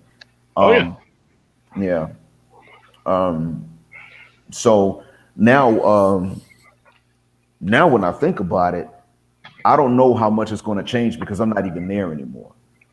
That's the other thing about it. We're both not there anymore. And it's like the only thing you can do is hopefully, like the guy we just got off online with, the JoJo guy, if we had that as the template and it was more JoJo's to like a 90-95 percentile versus Pookie, none of this conversation would be had because all these people would already be productive within the environment. But see, you got to save those dudes by giving them different people to deal with in order to recreate what he is at 22. Because right now at 22, what he has on the market is severely overused women at 22. And we're not even talking about people who are older who are severely mentally abused by all the things that they put them in. So it's like they don't understand why most younger men are attracted to these conversations. Most men are attracted to these conversations because this is exactly what they see. And they're trying to find a shortcut method into having a higher percentage return on investment for time. The only way you can have the highest return on investment for time is to spend it on self-building, not other people recognizing. Because the other people recognizing is going to happen as you go up. Will you be celebrated for it in the beginning? No. But there's a lot of people's attention that you don't need. And there's a lot of people's attention that you can do without. And sometimes discipline is its own reward. You don't want to be these people who end up acting out or doing this other stuff or end up hitting somebody or end up being in a situation where you want the world to have the type of sympathy for you that you didn't show for yourself through the actual situation that you put yourself into.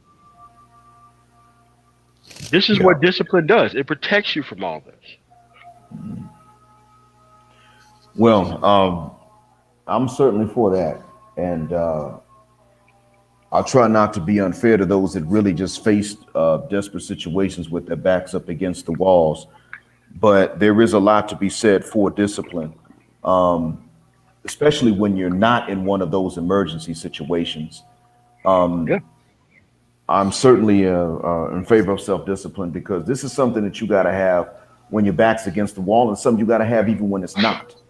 And in all honesty, I can see why it is that these ladies in the community, so to speak, the sisterhood, sisters to each other and not us, have benefited largely from older men telling young cats, "Man, you get as much as you can, and don't never turn none down. And you know, you a real man when you get some." We really gotta understand that when they told us that, they messed things up for us, but they made things so easy. Not even for sisters, they made things easy for the hoes. They sure did. They made things harder for the chaste women. I don't mean chaste as in pursued, but they made things harder for the CHASTE women, the ones that just weren't harlots and hoes. And you can tell because you may have seen this hashtag hoes are winning. Women that don't act like that are sitting back and saying, well, we're seeing these women get married after going through a youth of hoeing, and we sitting up here holding it in the air and keeping our legs together, even when we hot and bothered with all these muscle men walking around, and then we're not even getting wiped up. They don't even know that we there. And so, you got these chaste women saying that hoes are winning because that's what they're saying, because the situation that these older men told us, which they got from older men themselves when they were young, is a situation that's right for hoes. Go ahead and be loose with it now. And not only be loose with it, be loose with the worst dudes. Be loose with a small number of the worst dudes that you could find. And then you got this reptilian retirement plan waiting on you in the form of all the other guys you wouldn't even have given a hand job to or would not have even said hello to, because all of them were doing the same thing. They were all saying pretty much, we're going to make sure that the responsible guys grow up with the least experience of us so that Correct. we can, in the meantime, run around with the least responsible 7 to 13%, and then still have somebody up here waiting on us later on. And so I guess maybe that's why it is that they collectively decided that they were going to sexually reward the worst and least responsible men and turn around and collectively boycott the responsible men. Not even just the so-called Urkels, but just normal guys in the middle that were going to label them as such and then boycott them just for the purpose of having the option of indulging in lust while they're young and then retiring with somebody taking care of them. They don't have to work when they're older. And speaking of which, Red Sith Lord, you said, has anybody heard of the Sisterhood Scrolls? Red Sith, can you come up and tell us about it, man? I don't know what it is, but That's a game changer thing. I have to give you his contact information so that way he could be on and come explain those, because that's very good thing that he has put together. So that's something totally different. But yeah, it is a very good concept. okay, all right. Yeah. Would you be able to summarize it for us if he's not able to come onto the stream? Sure, it's pretty much a basic way of how women act towards men in the actual environment, like who they would protect over others. Like one of the scrolls says, as long as you care about her more than she care about you, it could be weaponized against you all. Yeah, because a lot of these people value these people for reasons that are outside the bounds of reason, and then wonder why they end up in the circumstances that they end up in because they handed over said trust. Okay. All right. Okay. And so, do we know who it was that wrote it?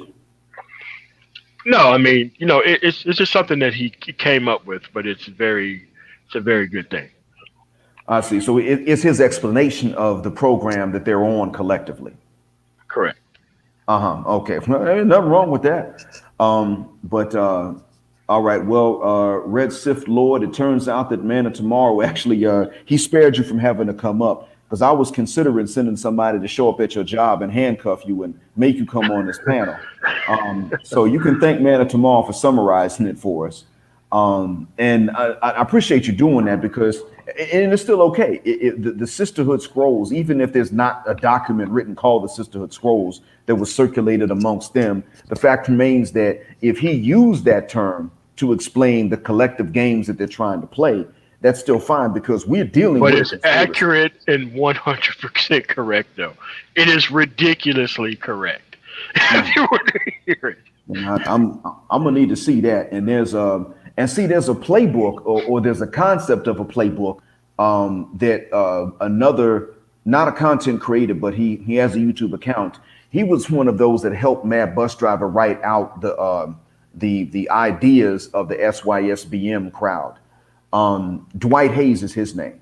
It turns out he's also from the Gulf Coast like me, Muslim cat. He wrote up the SYSBM, or co-wrote it with MBD, in order to promote functionalism and marriage, but marriage with responsible women, and to give black men a sort of template or framework.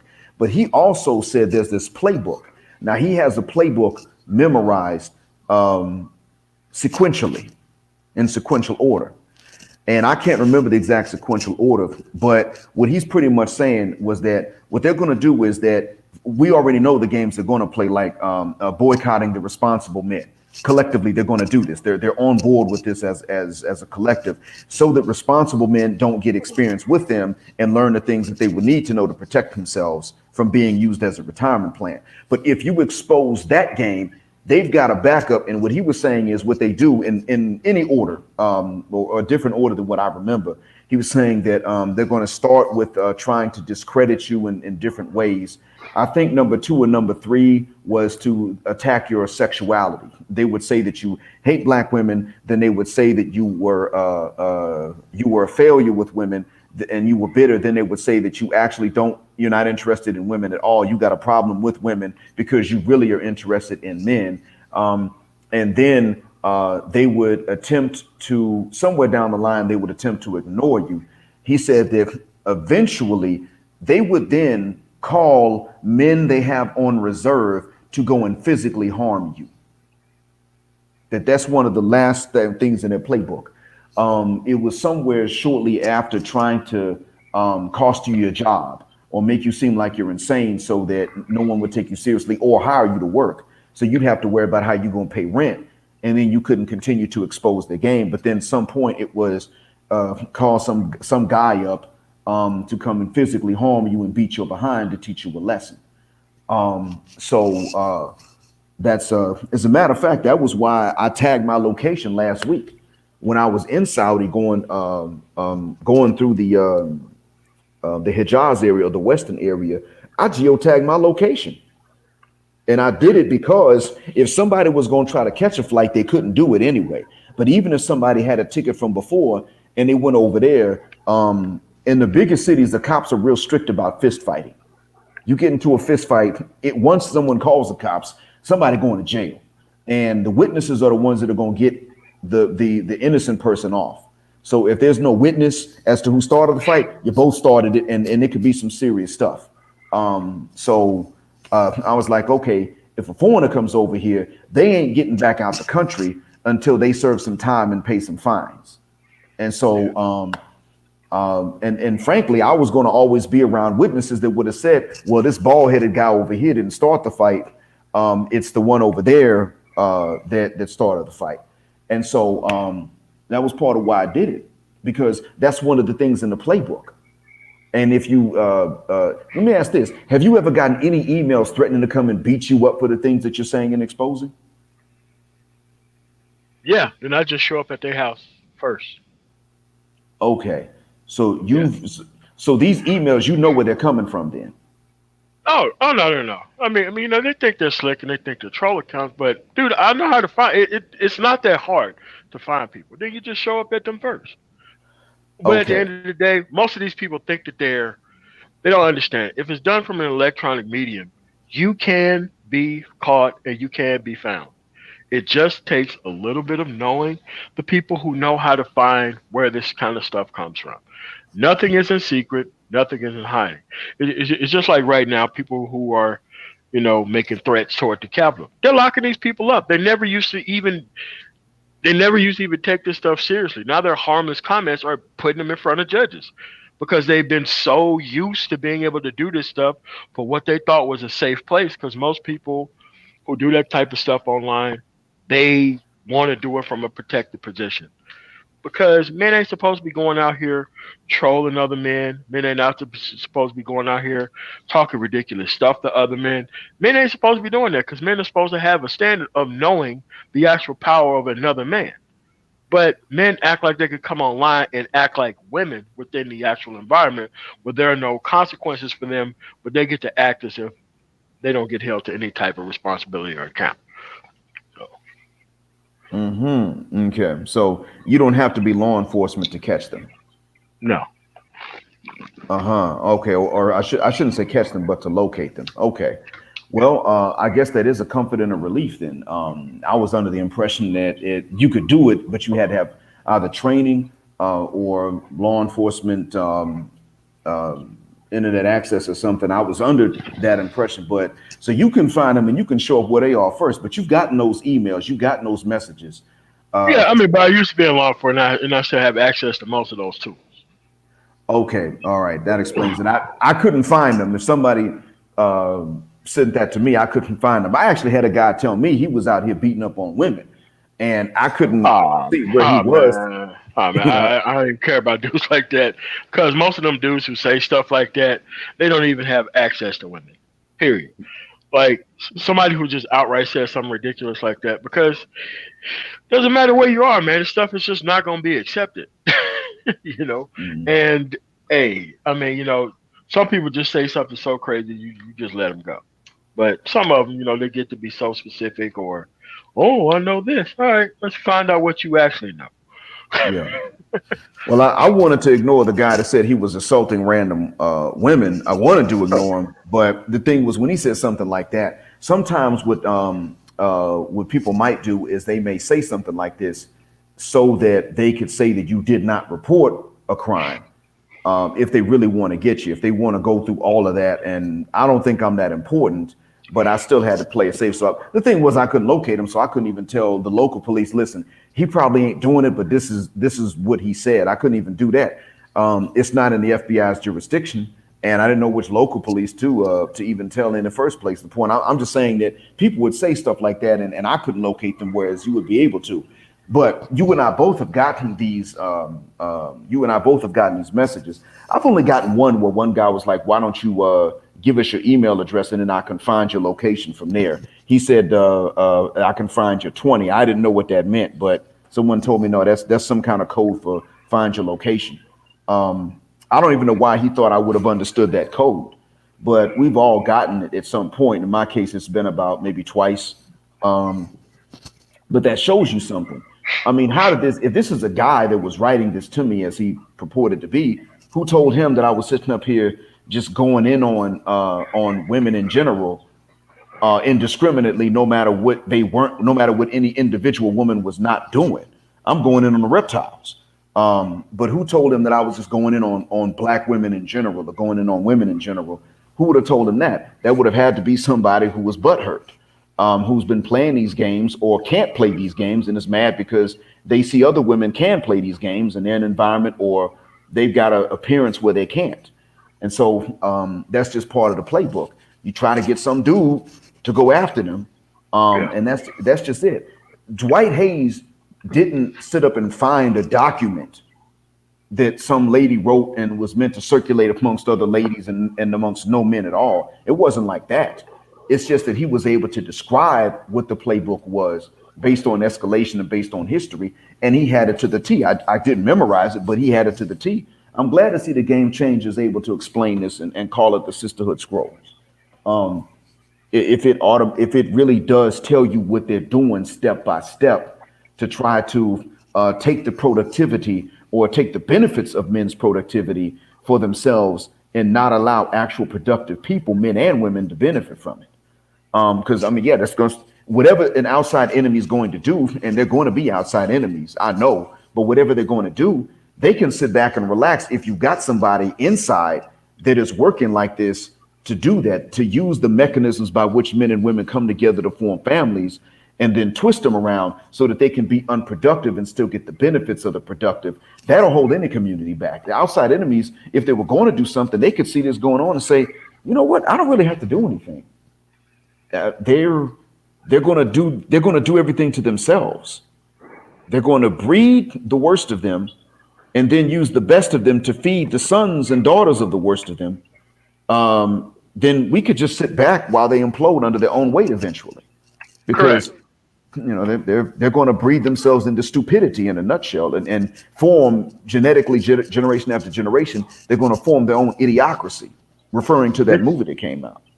This is exactly where we are at right now that people don't understand. We are at the point to where they can no longer keep up their numbers without feeding on another member or group of that. So that's exactly where we are right now, so to speak. And it's like you don't have to worry. You just have to wait them out. You don't have to do anything else. You've already won. You don't have to do anything else. You don't even have to. Yeah. Now at this point, you've already won. And what people don't have to understand is this moment was always going to come to fruition, a time where the consumer can no longer consume without a new uninformed group of people to be consumed off of. And this is where the 22-year-old guy who was on earlier comes into play by already seeing this.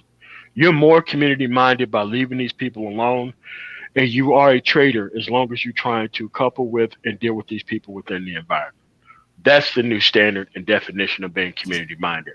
It's self-preservation, because you can't preserve their system as your system. Their system has a lot to do with suppressing who you are as a person.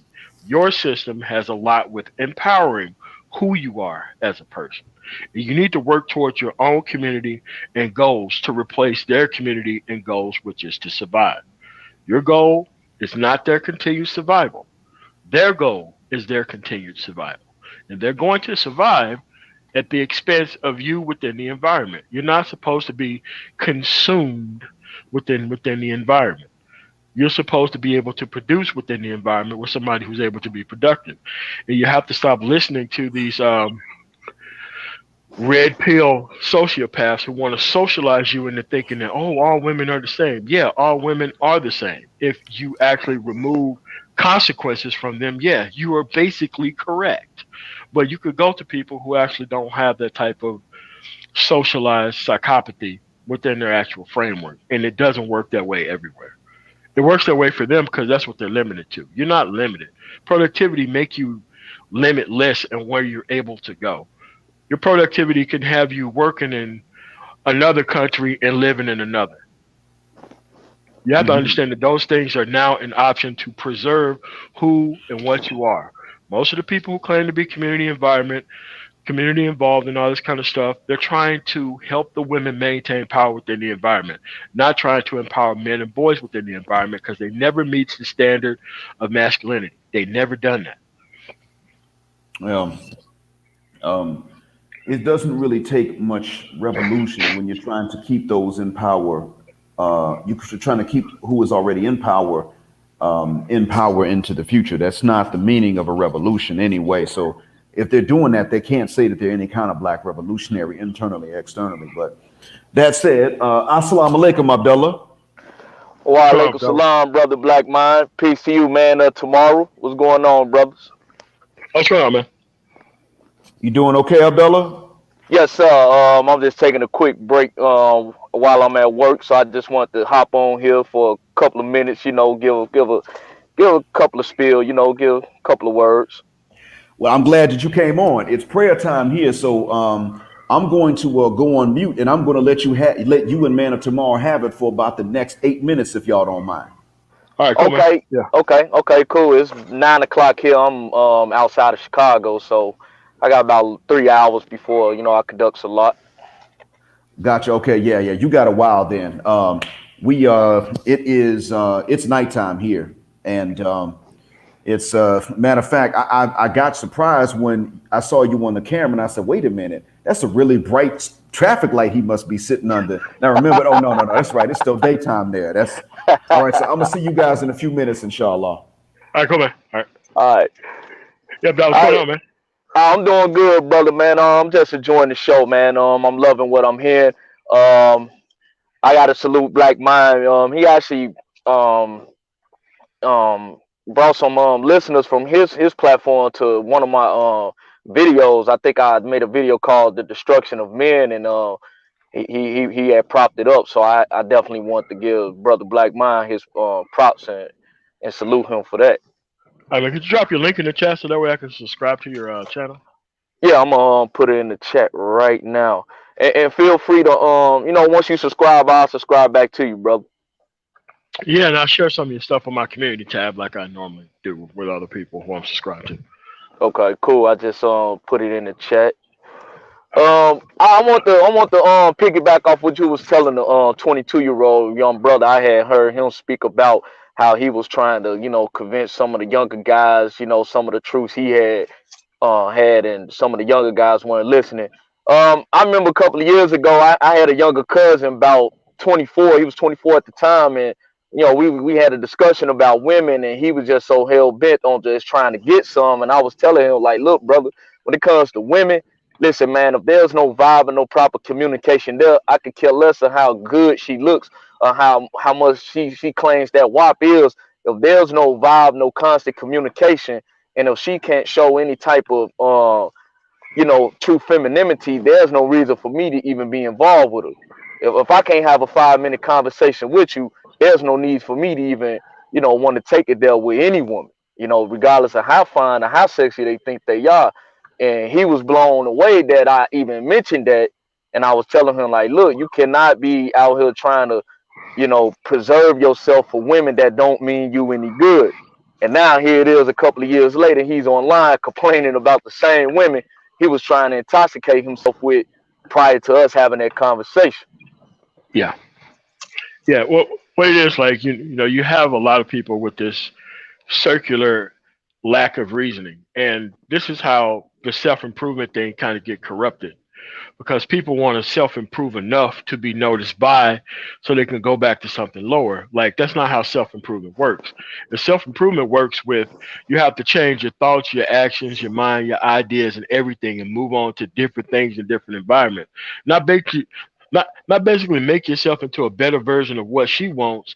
You just basically get access, and she gets a whole completed figure of something that she don't even deserve, because you are so caught up in having access to where you don't even care about what you give away to get it.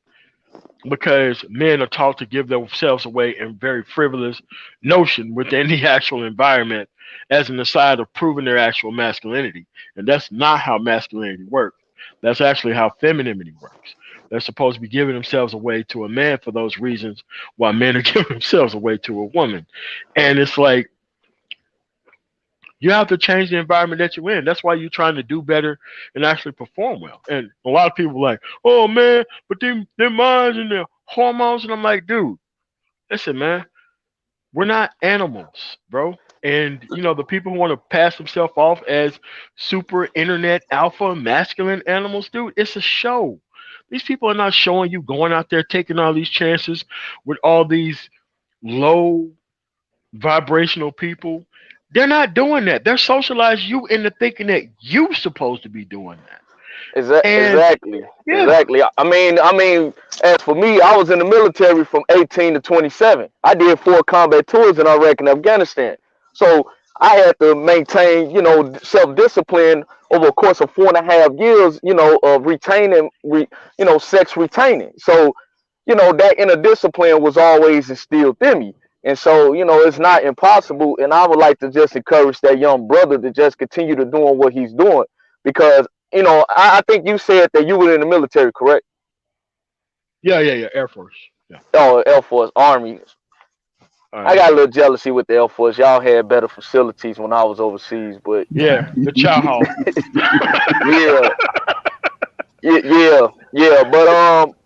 But the reason why I like channels like this is because I've always believed in patriarchal structure. I come from a patriarchal household, from being a teenager and seeing how much reverence and respect my stepmom gave to my father, to later getting tutelage and guidance under my grandfather, who lived in a true patriarchal structure where he was recognized as the man of the family, and he was given that sincere respect all the way until he died. And later being in the military and being in the infantry where it's all men, and you're seeing how strong and how structured and disciplined these men work. I truly believe that is the form of revolution we as black men overall truly need. Black Mind says it all the time. Black heart, black mind, to hell if they don't like it. Some of that sort. Correct me if I'm wrong, brother, but that black patriarchal structure has to be in effect in order for us to progress. And I agree with you, brother, man. Tomorrow, if people do not want to gravitate to what it is that we're doing, then they could just leave their asses behind. And forgive my language, but that's just how what I believe. I was just recently in Kenosha, and I remember speaking to a Black Lives Matter activist, and I remember telling her dead to her face, like, this is not going to lead anywhere. And as far as these black people up here protesting, that serves no direct purpose or cause to any type of justice that you're seeking. And for the black people that were out there, I straight up told them that black men are going to have to be the ones that are going to have to take control over their own neighborhoods and their own communities. You will never get respect from these women that wholeheartedly believe in this false ideology of feminism. It doesn't work. It will never work. And the fairy tale lifestyle that they continue to put themselves in is going to continue to backfire on them. Meanwhile, brothers like ourselves that do follow a man first or a SYSBM philosophy, we're going to continue to prosper and thrive. Well, so in Kenosha, what type of overall attitude did you find while you were there? Man, brother Black Mind, I find the same integrationist attitude that was seen in the 60s. For one, Kenosha is a majority white community. So there's not many black people in that community. And then some of the black people I did encounter, a lot of those were pretty much in, interracial relationships and stuff like that. So their attitude is, there were actually a lot of Antifa out there. There were some of the Proud Boys up there, but the overall thing was no justice, no peace. And I'm like, look, I'm not here to hear none of that. Only reason why I was up there was because the uncle of Jacob Blake, I personally know him. And so, I was there to show solidarity to the brother in that regard. But my stance was like, no, this is not our fight. We're basically wasting our time. And if you have any common sense, you can just go back to your own neighborhood and establish some proper dialogue amongst yourself to do something more tangible that you can actually see results. Marching and protesting is just a waste of time. So that was the atmosphere I saw when I was in Kenosha. And I was up there at least 4 different times, brother. Mm-hmm. Okay. Yeah. And the thing is that, they don't understand the actual marketing success of the actual protest in the 60s. They don't understand that. It's like, dude, they had professionals go out there who was trained, who did not make the situation worse, who did not go out there and set a fire, who did not go out there and do all this other crazy stuff that's out there. But when you have so many people who are undisciplined, nobody goes out there with a goal but to run into power's face and just it's like, what are you guys doing? The only true way to protest is to show your ass up and vote. They are scared of that than you showing up doing all this other stuff. And it's like, this is why I don't engage in it. I leave it up to the professionals and professional organizations who deal with that stuff because I used to be in law enforcement and I know how this stuff looks. I know how they let snitches out of jail to go set fires in these situations. I know how they let undercover police officers go into these situations and have these people engage in something, and then that guy, quote unquote, don't get identified and he's out of there. I know how this stuff works. And they do the same stuff and they send the same people to the same cities all the time. Like for me, I don't advocate it, but here's this. If there was a standard set that if you came to the black community, if you threw a rock, you picked up anything, your head's gonna explode. On site. We got snipers on the roof for our community. You know what's gonna happen? Nobody's gonna go out there and act a fool. And the very few people who do is going to be so isolated and they're going to be so by themselves, it's going to be too easy to catch them. But when you got a whole bunch of people who don't know how to be disciplined, who don't want to come up with a plan, everybody want to move and walk their own way, it's just better not to show up, man. It's just better not to show up for that. I agree with you on that, brother. And before I go, I just want to say this. There were remnants of brothers actively taking control of their neighborhoods last year. This was right before the Jacob Blake situation. I'm from Chicago, and during the summertime, some of the Black Lives Matter came to Inglewood to try to wreak havoc on a police station, and some of the residents in that community actually stopped them from going to that police station, and they basically told them, get the hell out of the neighborhood because you're only here to cause chaos and havoc, and you're not truly here to actually solve any type of situations. Well, the group I belong to that I've worked on far as community patrols is called New Era Chicago, and it was a whole, and it's nothing but brothers that do these patrols, and half of us are ex-military. So we went the very next night in the community, and the people in the community respected us for what we did because they see us on a regular basis, and so they were able to establish some type of rapport with us. And this, and because of what I saw in person, this gave me the incentive to truly understand the power of what we as black men really have when we actively put boots on the ground with action by doing it ourselves, as opposed to having our women tell us what to do, as opposed to having these liberals tell us that, put bugs in our ear in the system that we should be doing what they want us to do. No, we are brothers that are committed to the cause of what we rightfully deem as ours, and we're going to take control regardless of what you think. So if we're going to talk community, I wholeheartedly believe that it's going to have to be brothers that stand up in a position of leadership to take that control. Yeah, no doubt. And one last thing, same thing I told the Black Lives Matter chick. I told her, look, if I'm out there protesting, ain't no way in hell I'm having women and children on the front line facing armed guards and armed policemen. I'm not going to do it. But I'm not going to publicize any of my strategic plans as to what I want to do in order to counteract the any type of attack.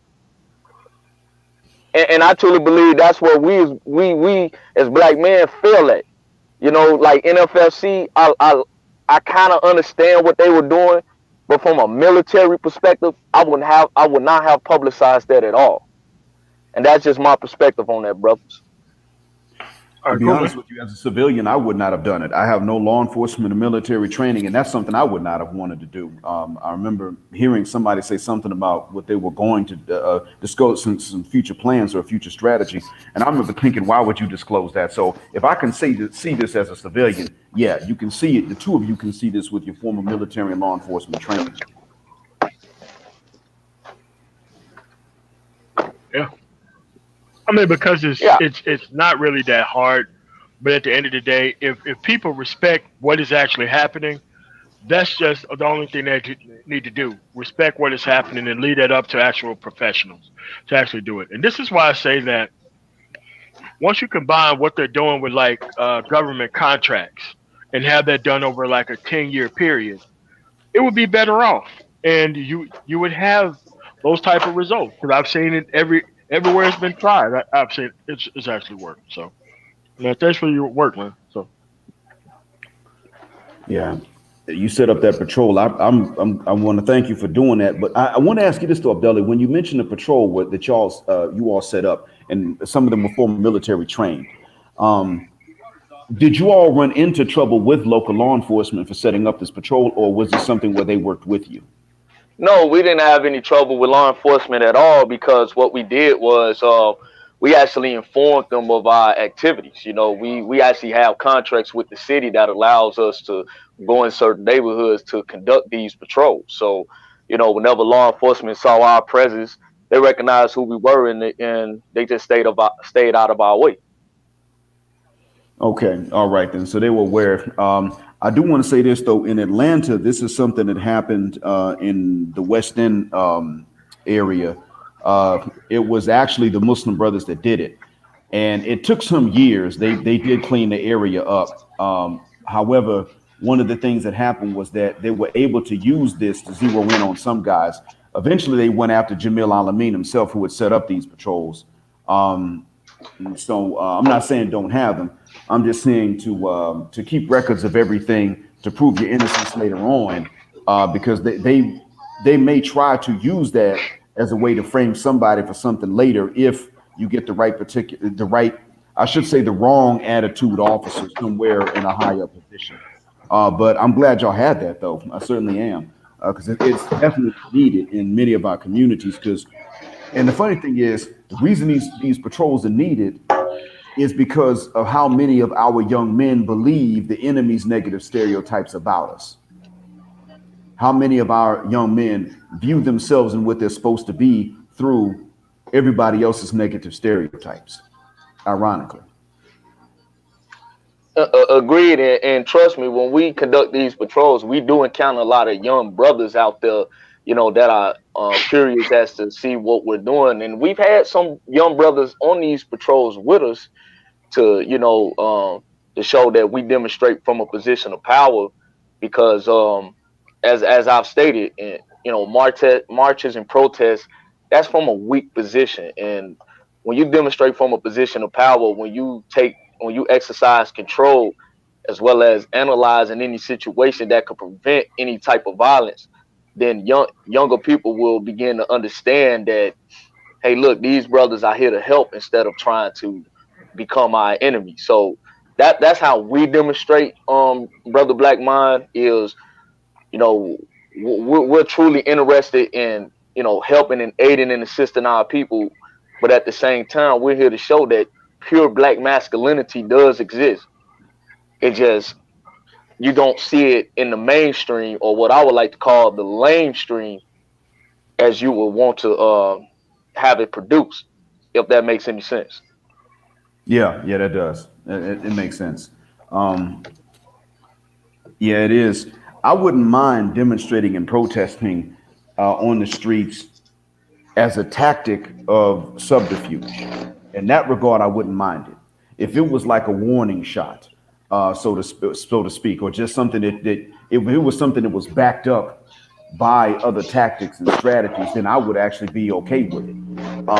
But that's not really what we're doing. It's, as you say, we're usually doing this with nothing else to back it up. And so when they decide to let someone off the hook for being reckless with their government issued gun, there's not really much else we could do afterwards.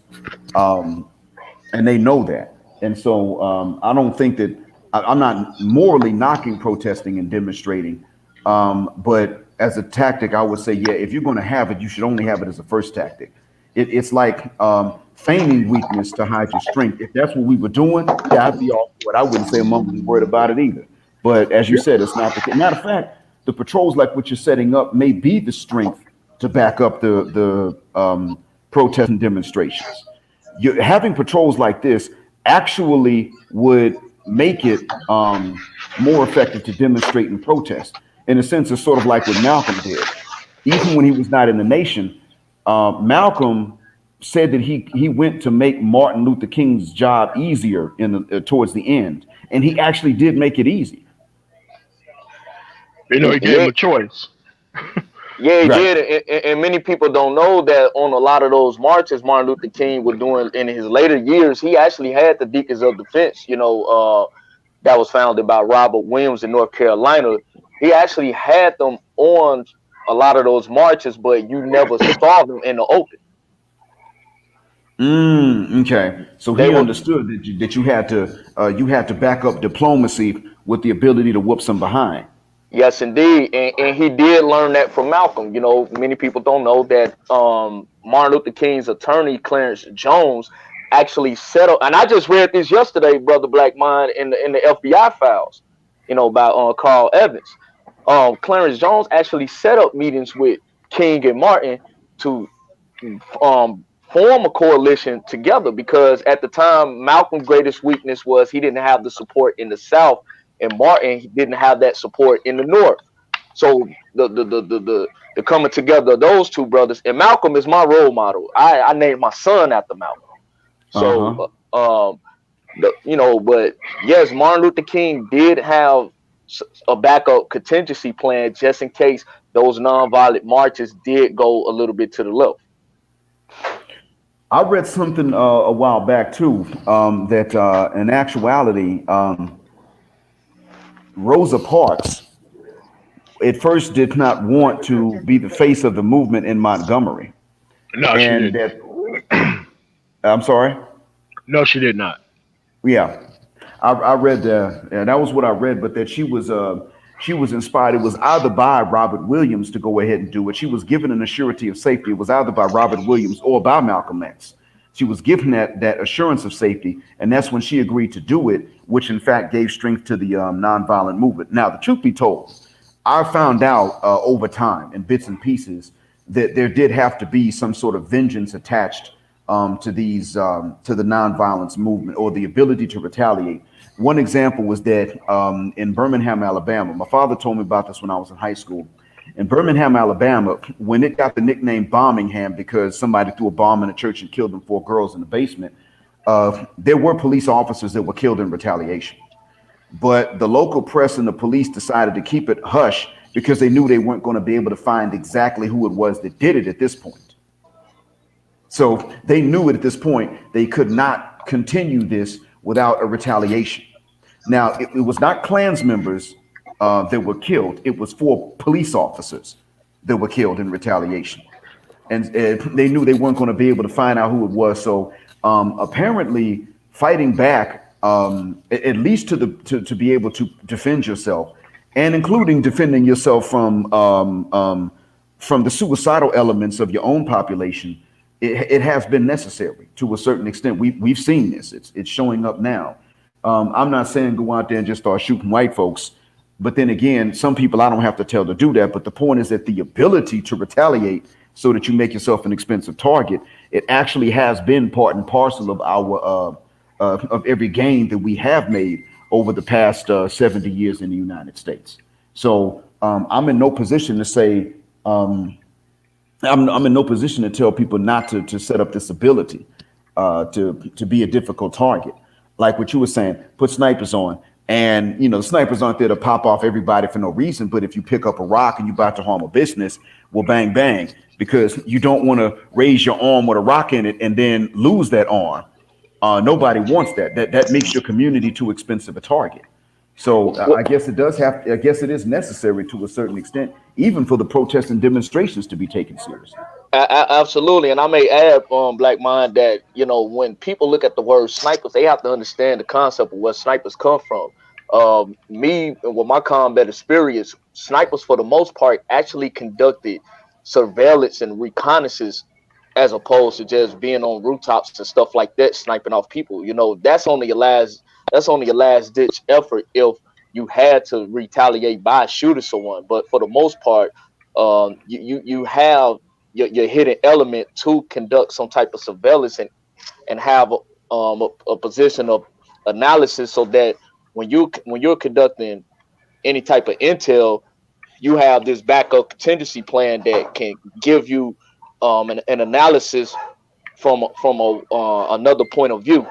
And I'm pretty sure Man of Tomorrow could attest to that as well. snipers just wasn't only used just to just pop off people. No, they surveyed the land. They conduct the reconnaissance of the area, and then they had a backup plan, and they mapped out certain exit points or entering points of where they wanted to conduct their business in. Yeah, it's just that they wasn't out there like in a purely like war type format. I mean, they're just eyes and ears way up top. They're not even out there shooting people for the most part. It's just that they train to see stuff that normal people can't see on the ground. That's all it is. Okay. All right. So I was unaware that snipers were used for that purpose too. I didn't know. I was under the impression that they were used to surveil while they were about to shoot somebody. I mean, I knew that they oftentimes had to be in communication, report what they could observe, and wait for a command sometimes. But I really wasn't aware that they were utilized more for surveillance than they were for actual shooting. Yes. Okay, so I probably should not believe that guy about whom the movie was made that said he had some high number of kills. I probably shouldn't believe his story, huh? No, you shouldn't. Okay. All And right. I'm glad he's off the planet, to be quite honest with you, because I don't like when people market their military service like we're some type of murder squad. That's not why I joined the military. Oh, that's right. He did die. I forgot about that. How did he Sure die did. again? Been around people that he probably shouldn't with that type of background. So he got shot? Yep, he got killed at a gun range by a fellow service member. Not that they had anything to do with anything. It's just that when you're around and you're known for something like that, somebody is going to try you, or they can try you. And you never know what those conversations could be like. Because when you walk around with that type of head and how he carried himself in public, it was pretty certain that that end was going to come in that very specific type of way. Mm-hmm. That's all I can say. Okay, so he was shot intentionally then. Okay. Oh yeah, yeah. I think see. the guy went to jail for a very long time. Okay, so he's probably still in there then. But I forgot the name of that sniper that But you know, it's a good marketing ploy for the actual military, though. You know, to have a guy who engages in all this kind of stuff. But that's that guy. Do you know how much other type of stuff that has to be going on so this guy can sit that far away and do that? Like a lot of stuff has to be going on so that way that the person can do that in kind of in the background. And if that's the only person who gets the credit and not all the other support elements in place, and the way he was making himself look like he was just this one-man army. Like, all right, man. Well, one thing that can be said about a one-man army is that a one-man army cannot always correctly identify the enemy anyway. Correct. There's got to be intelligence somewhere just to stop you from wasting bullets. So that's always a fallacy. And even I, as a civilian, could tell you that much without any of the training. Some things don't add up. And I'm not going to front. In my line of work, we do get a lot of guys. They usually are of a particular persuasion. We do get a lot of guys. Actually, we used to get them a lot more before COVID, now that I think about it. But we get several of them that come from that background and say that they did X, Y, and Z. We had one guy, his first name was Mike. His last name started with a T, but it wasn't Tyson. So I just nicknamed him Mike Tyson as a compliment. He liked boxing, and he said that he used to box. And so it was a compliment the way I said it. I wasn't insulting the guy. I don't start stuff with people. Even with my white colleagues, I don't go around starting stuff. Surprise for those who think I just hate all white people. But he would brag about his military service, and he would talk about these missions. Like he told a story about how he was at a bar in Spain in the north, and some of the Spanish army soldiers walked in, and he just got into conversation with them.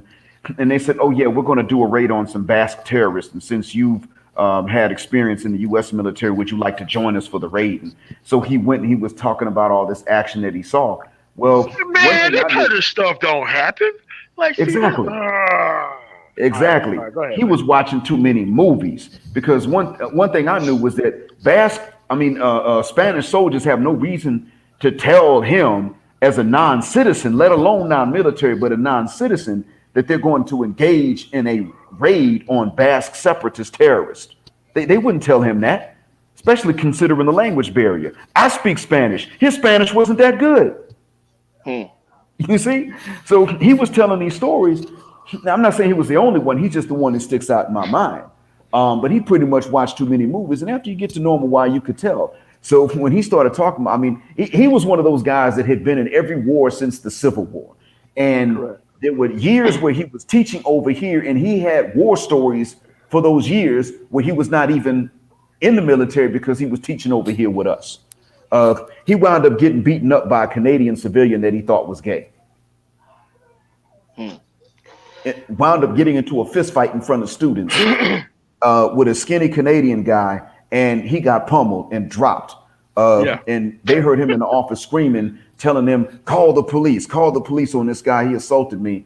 And the admins for the university was sitting up saying, no, we're not calling the cops. It's not like that. Back then it wasn't. At this day and age, it would be. But it's about 6.5 years ago, maybe. But he was sitting up here talking about some, call the cops. And they were saying, no, man. And they were laughing at him. They were cracking up at this dude. And we didn't see him after the fight because he never showed himself. That means he got the butt whooping. He had black eyes and bruises. But this guy, he was one of those that was talking that junk. And we had a few others like that. They weren't quite to his level, but I'm just saying that they're like, they tend to do that. And to me, that's part of that right-wing culture. Yeah. That's part of it. I used to have people who come to me, lie to my face about how they had all these weapons outside. Like, no, you didn't. It was kept in the armory if you owned them. Yep. They're like, yep. Yeah. So they're like, no, man, I had it in my house. I'm like, all right, man. You know you're lying, right? You know I'm military police, right? Like you know that you didn't have those type of weapons. Actually, most branches outside the Air Force are not even trusted with ammunition. And these guys are talking about how they running around and doing it. Like, nah, man, you had to check them guns out of the armory, and you had to check them back in if you actually owned them. Yep. That was the responsibility of having those damn firearms. Yep. And in fact, when I was in the army, even if you owned your own personal weapon, if you came on base with that weapon, you had to, just like you said, you had to check it in the arms room. It had to be signed off. If you wanted to go to the range on your off day, you had to go through the proper procedure of signing your weapon in to be allowed to use it on the range. And as soon as you came back from the range, you had to sign it right back into the arms room. So I agree with you on that, man. A lot of these guys be lying. And back to your point, Black Mind, I've been out of the army going on 10 years now, and I rarely ever speak about any missions I've been on in combat because, for one, it's not for a civilian to know, and for two, even if I did tell any of my combat stories, it's still traumatizing for me to even speak about. I have a grazed wound on the right side of my ear from a sniper. That reminds me every day of how vicious things really were when I was in Iraq. So, for the most part, when guys start telling these stories, especially online, I laugh at them because I know if I was in person with you, you wouldn't dare to tell me that story because there'll be a lot of holes in your story I could easily pick out, and then I may clown you while I'm picking out your holes in your story. No, man, you gotta clown them. You gotta clown them, dude. Yeah, please do. please do. Okay, I will. I will clown them, man. I will, but I may curse them out before I clown them, but okay. Yeah. No, man, I'd hope that I would hope so. Somebody's got to when they just sitting up there lying like that, because I realize that there is something to be gained from talking tough and telling these stories if you can get people to believe you. In right-wing circles. Right. Nobody else really cares about this stuff anywhere else. A lot of these white-wing dudes, they're pretty much cowards, man. I mean, even in Kenosha, because Wisconsin is an open carry state, I actually ran into a lot of those Proud Boys actually last week, and I was a one-man army. I was by myself with my red, black, and green flag, and I walked up to them and started holding a conversation with them. And, they didn't present any threat towards me. And when I walked away, I'm like, man, these dudes ain't really tough as they say they are. Because if they were really white supremacists as they claim to be, trust me, Kenosha is a small city. You could easily go into the black neighborhood and wreak havoc. But they really ain't about that life as they pretend to be or what the media presents them to be. I'm just speaking from personal experience of what I've seen. Yeah, yeah. It's a lot of it. A lot of it has to be show, and it's sad that they get something socially from that type of show, but yeah, a lot of it's got to be show because, um, granted, we all know that a seriously potent weapon that's really going to do some damage, even with the most conservative government, the most right wing government, these weapons are not going to just be allowed out in the public for everybody to see, just because for everybody to see, let alone have them and use them, just because they want them and they got the money to buy them. There has to be something that only law enforcement and the military have. It's got to be that. Even if people are allowed to own weapons, there has to be something that regular private people can't just own and walk around with. So I'm sure that the weapons are going to be controlled. Every government seeks to defend itself, and part of that has to be weapons control. So, but that's the other thing about these right wing circles that I was getting at. They can sit up here and get something out of this socially, which could probably translate into business wise too, depending on who they're talking to or who they impress. But they can get something out of all that tough talk. And that tells you something about it. That's why it is that we don't really need to be imitating them. In our conservatism, we need to be different from them. We don't need to be taking our conservative talking points even from them, partially for that reason, because we're not a people that can sit up here and just talk tough and get away with it. We can be tough, we have to be, but we've never been allowed to sit up and talk tough and then just get away with it. We've always been called to stand in front of a judge every time we've done this. So it's not a part of our orientation, I would say, to sit up and just talk and not do anything.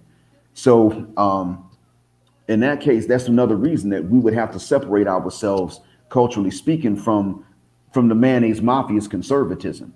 They want to posture all the time. We don't get that far by posturing. They want to always talk about how they're dominating other groups of people, and in ways that they would not tolerate being done to them. That's not our orientation, and that's why I'm worried about this far right wing within the black manosphere going unchecked and not being identified, because they could sit up here and convince, because they seem credible. They do sound credible. I get them that, because Ben Shapiro sounds credible when he's talking. But they could turn around and convince a lot of otherwise well-meaning and intelligent black men to do stuff they can't get away with doing and get in trouble for it and not even survive to tell the lesson that they've learned from it. Yep. And that's how it works, man. Because again, within that part of society, it's still all about, it's kind of like game for black dudes in those circles. The braggadocio, the guns and all that stuff, never doing anything with it.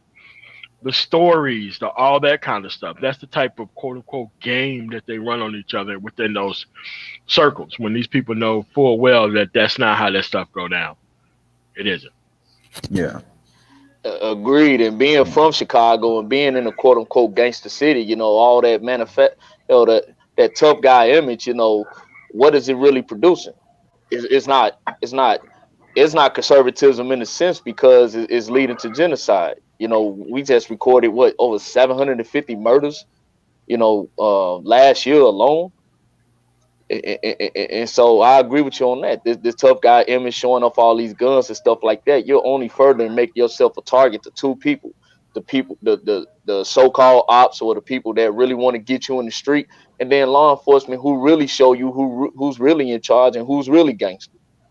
So I agree with you on that. I don't believe we need to be following the European concept of conservatism, because it may work for them because they are the products of the system, but it doesn't work for us because we are actually the captives or the enemies of their system. Our conservatism is going to have to be, as you stated, Brother Black Mind, of how we perceive conservatism to be for us. And then the more we continue to put those into practice, then others will begin to follow what it is that we're actually doing. Mm-hmm. Yeah, we would have to create overall, we would have to use a conservatism to create an alternative geographically and culturally for the more productive elements that come out of our population centers. And so we can't utilize it the way that they do. We don't have the same concerns. They want to maintain supremacy. They want to maintain the ability to do things to other people they would never tolerate being done to them. We want to maintain the ability to repel such treatment from other people, mostly from them. And so it's completely, it is completely different. We're not looking to confuse our blackness with righteousness and with divinity so that we're justified in treating everybody else exactly how we would never tolerate. That's what they're looking for, or what they've even done for the most part. That's what they're all about, really. If I'm going to be honest about it, when it comes down to it, they have taken their conservatism. Their conservatism really is just a confusion of their supremacy with the revelation of what you and I would call the Injil, Abdullah, with the revelation of the gospel. Their supremacy is the gospel now at this point, and that's what their conservatism is based on. Ours is based on the fact that we're going to have to be more disciplined to get out of this rut that we in, and that the liberalism has been pushed to us. See, they've been pushing whatever it is that would neutralize us. They would push the conservatism as long as we understood the conservatism means you don't resist them.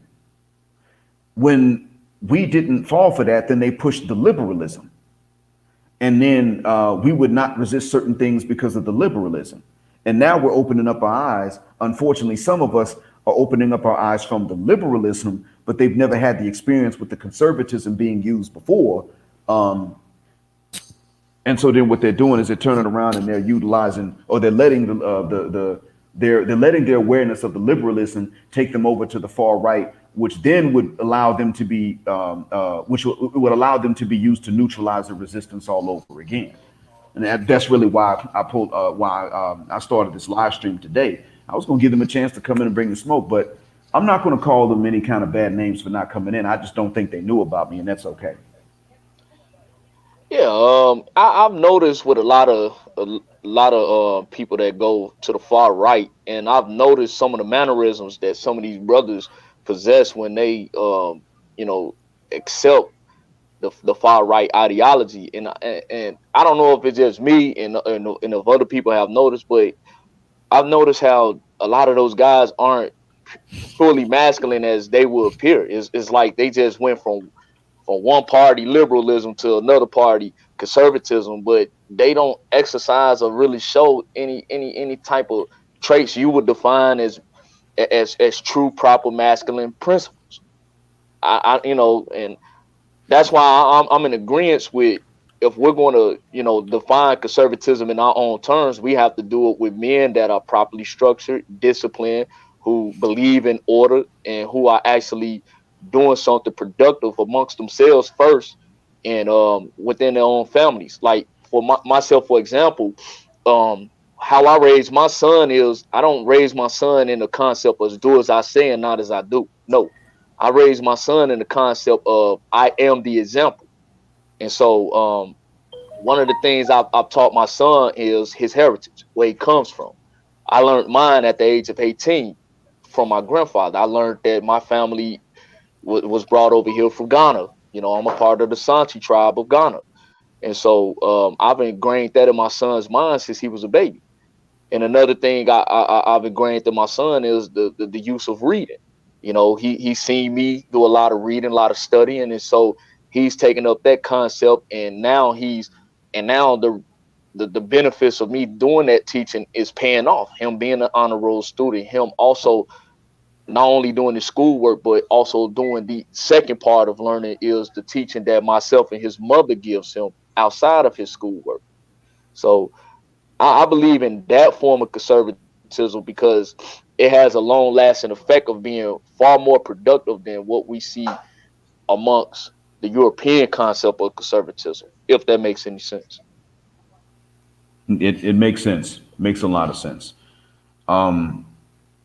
If Well, Jamil Al-Amin wrote this before he became Jamil Al-Amin. He was H. Rap Brown when he wrote the following quote. I'm gonna say, One and of that my was pretty. heroes. Yep. And that was pretty much. Well, unfortunately, he was surrounded by some knuckleheads, but he himself, yeah, he really did seem to mean well. But one of the things he said when he was still H. Rap Brown was, if your enemy approves of something, then you should disapprove, and if your enemy disapproves, you should approve. And somebody asked him they asked him what he felt about what some politician had said about him recently. It was somebody in Congress, the federal Congress, that had called him something like a communist or un-American, the usual rhetoric at that time. And what he said was that when they asked him, well, how do you feel about this? His answer was, a compliment from him would weary me. That was his answer. In other words, he didn't want to be complimented. He didn't want to be approved of by this person because that would mean that he was doing something wrong. And it's the same thing with the right wing conservatives. If we're not careful, then if we're not careful and we start taking compliments from them like they're compliments, then that would mean that we're doing something wrong or there's something right that we're not doing.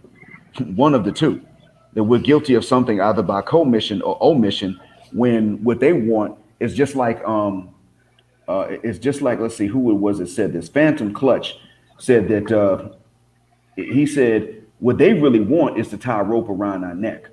And so if somebody wants to do that, then you can't really afford to imitate them, and a compliment from them means that you're doing something wrong or you're not doing something right. Now that reminds me of something that I've been hearing some of them say. I heard this in a movie from the 80s, but I also heard this more recently from some of the more conservative members of them. Some of them have said, well, it's not about color, it's about culture. When they say things that are offensive to us, they'll say, well, it's not about color, it's about culture. What you guys think about that? MOT, I'll let you go first.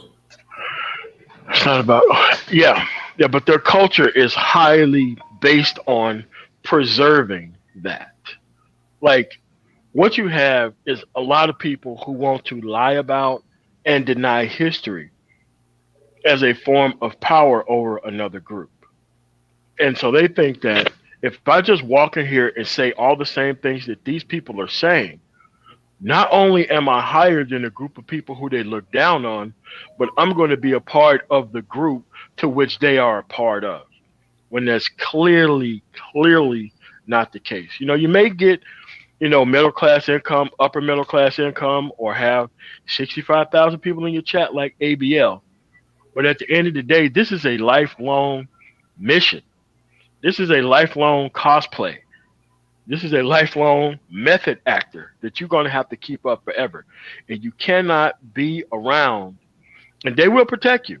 Just like Herman Cain. Herman Cain never really came out and really tried to debate anybody about his conservatism, because his conservatism was a protected place to act like them in their face while not receiving any type of criticism. If you ever tried to call into his show when he used to have his radio show, it's kind of like Rush Limbaugh.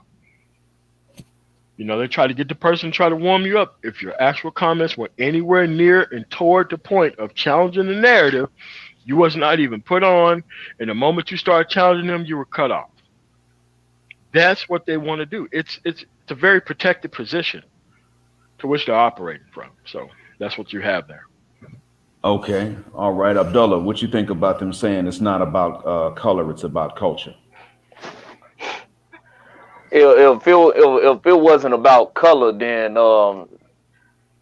they wouldn't be so hell bent on preserving their culture. If it wasn't about color, then they wouldn't be flying the colors of the Confederacy to imply their domination. Okay. So I agree with what Man of Tomorrow just said. As far as the preservation part, I truly believe we need to have some form of understanding of what they do in regards of preserving their culture. But in regards to their version of conservatism, I do not believe we need to ascribe to it whatsoever. Now, as far as conservatism on our part, self-preservation is the number one law of the land. So yes, we need to adopt that philosophy, no doubt. However, doing it the way that they've been doing it, no, we don't come from that same makeup as them, and we don't have those same values and beliefs that they do. You have to remember, how did they even adopt their philosophy of conservatism? Easily, as Malcolm X said, divide and conquer. So if we're going to use that example of conservatism from their aspect, then we're already on the wrong race until we even wanted to adopt their philosophy. Our goal is not to divide and conquer. Our goal is to separate ourselves from the bad bunches we have amongst our people, and then building it up into something that we know that's going to be beneficial for our people in the long run. Man of Tomorrow just said it. This is a lifelong mission. This work in progress is going to be continuing long after all three of us are gone. But we're here right now to put something in place that's going to help us to identify certain forms of conservatism that we deem as possible. I think one of the brothers in the chat say, and we need to go by the law, statutes, and commandments of both the Bible. Hey, brother, I read both the Quran and the Bible. That there are certain laws, rules, and principles in place that we definitely can, use, that both the Quran and the Bible emphasizes. I'm in agreement with that 100%. However, in a form of conservatism from their standpoint, no, we should not be using what they put out there to implement as our own. Yeah, it's just that what people don't get and understand is that we're trying to conserve two different things for two completely different reasons. They're trying to conserve their place in society by suppressing our rights. So if we were to practice their type of conservatism from their time period, that would serve their goals, not our goals. And this is why I keep saying, if we want to keep this thing called black man going, it's very simple and it's very easy. You are the first step of this new community. You got to be like, look, I'm going to be the standard. I'm going to be the best person I'm going to possibly be, and I'm going to team up with the counterpart of somebody who's also the best that they possibly are. Because if you keep non-standard things around, it becomes a permanent part of your life, and you cannot separate. That's what the game is also about, not being able to separate from it. You've invested so much in it, so much time in it, to where you can't separate from it because so much of your life is based on waiting for a result.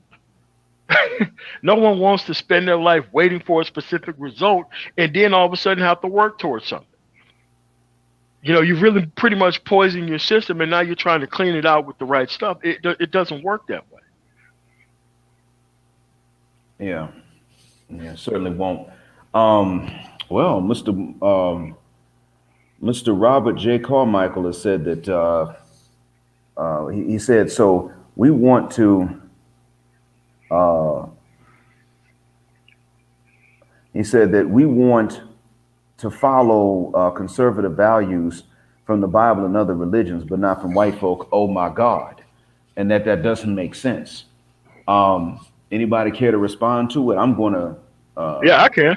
Yeah, okay. Yeah, I can respond to it. It's just that as a person who's an atheist who's read all these books and followed the great majority of things from all these books, I can tell you what these people overcompensate with, especially evil evangelical Christians. They're not Christians at all. They never were Christians. They never cared about anything inside the Bible except for what they can exploit and what people they could possibly hate. That's it. That's the only thing that it's about. And so you have to realize that how can European-based people practice a religion that's based within the Middle East to the point to where only their needs are being served and not other people? It would have to be some hypocrisy at play at some point in time in this game here. But they have a certain code and culture of never questioning, dogmatic thinking, and not having any rights to do anything else other than that. This is what it is. And nowadays, you see, back then they were smart enough to still want to be professionals, lawyers, attorneys, judges, part of the school system, part of the government, in order to keep their conservatism whole. Now that they have to compete, they see it as an actual loss of power within the environment, because they have to compete for the same little power within the environment that was automatically given to them. And this is why I say you got to keep mindful of the history of how these things work. It's not even about the Bible. It's about the outcomes. People keep worrying about the inputs, but the focus is the actual outcomes. The focus isn't to try to get in this woman's pants and all that. It's about the outcomes of it. It's about the outcomes of it all. And this is why when you start dealing with these books, people only trying to make it look like they're there for them, but you're supposed to be caring about a greater outcome when you're actually looking at these things. So that's why I always looked at the books as allegory to help me make decisions better using the example that they give within the scriptures before me. Well, I won't front. To Robert J. Carmichael, I won't front. I do say, now first, I myself would say that we need, I only promote Islam as a solution for us, Robert J. Carmichael. I absolutely do not promote us taking their version of anything. And that would go for Christianity or Islam. If they come up with some understanding of Islam that is very friendly towards Western Europe, and it's not equally friendly towards other groups of people, I would tell you that they have played with the religion. Now, to be fair to you, Robert J., I say the same thing regarding Arabs here sometimes. There are those Arabs here where I live that are egalitarian. They believe that people start off coming out the womb as equal, and that moral decisions are the only things that make someone better or worse than the other. So the fear of God and the character are the only way that you can become superior or inferior.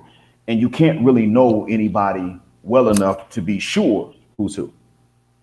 But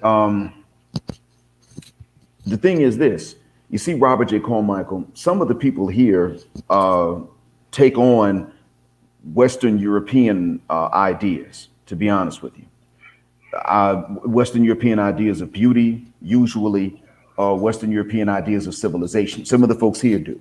So if they slip up and refer to us as slaves, meaning refer to black people as slaves, and I call them on it, they try to use the religion to silence me, Robert J. They'll turn around and say to me, well, there are three things they say, Robert J., and these things are factually true in the Islamic faith. They'll say, we're all slaves of God. They'll say Bilal was black, and they'll say that Muhammad, peace and prayers be on him, said in his last sermon that the Arab is no better than the non-Arab and vice versa, and the white and the black are no better or worse than each other. And the only exception to this is piety. They'll say this. These are factual statements in the faith. Robert J. Carmichael, I'm going to ask you this. Do you think, and this is a rhetorical question, do you think they're telling me these correct reasons? I mean, you think they're telling me these correct statements for the correct reasons? They're obviously saying something that is religiously correct, but they don't have the correct reason for saying it. They're trying to use the religion in which I believe, the religion for which I have seen scientific evidence of its truth, to silence me when I'm right and they're wrong. They're going to try that.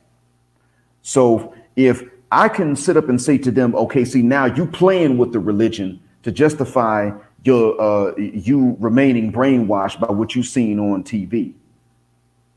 If I can say this regarding a religion that I'm sure is true, why would I not say this regarding a political conservatism that is more subjective than a religion I believe to be based off of a real, true divine revelation coming from above the seven heavens and the rest of creation? So yeah, you're going to get this kind of, you're going to hear me say, yeah, okay, sure, we can take the moral conservatism, but we can't take their right-wing politics and their understanding, because it comes with racism, sir. Whether it's conscious or subconscious, it comes with that. So no, I'm not going to sit up and say, well, if they tell the truth, go ahead and just blindly take what they say. No, because you can say that someone's telling the truth, but you still have to separate the truth they say from a false reason they have for saying it or the true reason they have for saying it. You still have to look at why someone tells the truth when they tell you the truth, because people tell the truth for false reasons all the time. The devil, in all of our faiths, the devil is a master at that. He will use the truth or the lie to deceive you onto the platform that he wants you to have. That's all. That's all I wanted to get at, Mr. Carmichael. Man of Tomorrow, I guess he had to dip out, or he may have driven into a spotty area. Abdullah, do you have any response for Mr. Carmichael? This will probably be my last response because I have to get back to work myself. He made a comment that said black people want traditional values just like whitey. There are some traditional elements black people have always had. The point is that yes, we believe in traditional family values, but we're not going to believe in it in the sense of what white America has prescribed to be as traditional values. We're not looking to accept their ideology. We're not looking to accept their forms of practices of how they conserve their traditional values. Because as you stated, Black Mind, their traditional values, the core essence of it is seated in racism. It has always been that way.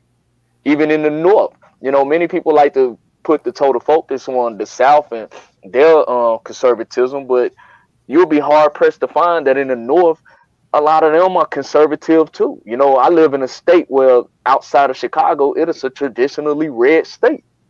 And they're just as racist and practice all forms of segregation as in any other state in the South. So I just wanted to just bring to the forefront of what he said on that. There's nothing wrong with anybody wanting to have a nuclear family structure. I'm pretty sure any logical minded human being would want a traditional family where they have mother, father, and children in the household. That's universal. But our mindset is culturally, politically, and economically, we do not want to preserve our conservatism in the same manner in which the European has conserved his, because naturally as black people, we're traditionally aren't racist people. We're not hateful people, and I truly believe that one of the downfalls of us as a people has been our kindness to other people. Our natural generosity to other people has been used against us, and we have to go against that because we have to fully acknowledge and recognize that we have enemies in this world. We have enemies even amongst our own people that are seeking every day to destroy us. So if we can preserve our own traditional values with how we see fit, then the European concept of it doesn't come to mind. I don't believe in conservatism the way the white man believes in conservatism. I don't believe in, even from an Islamic sense, I do not believe in values the way a lot of Arabs in the Middle East believe in it, because I've seen the hypocrisy that certain Arabs possess when it comes to Islam. I've been in Iraq where I've been amongst Muslims, and they've shown the greatest form of piety and respect towards me. But when I come back home to the United States, especially in Chicago, these same Muslims, they will be selling poison, alcohol, tobacco, and raping little girls in our own communities. So from that sense, do we practice the Arab version of Islam, or do we practice the version of Islam that the Prophet Muhammad, peace be upon him, emphasized us to practice and believe in the Hadith? That's from a religious sense. From a black male conservative patriarchal sense, do we practice it the way the European has always practiced it? Because if we're going to look at the European version of conservatism, patriarchy, I guarantee you look no further than the Catholic Church. And we know the types of scandals they have within the Catholic Church.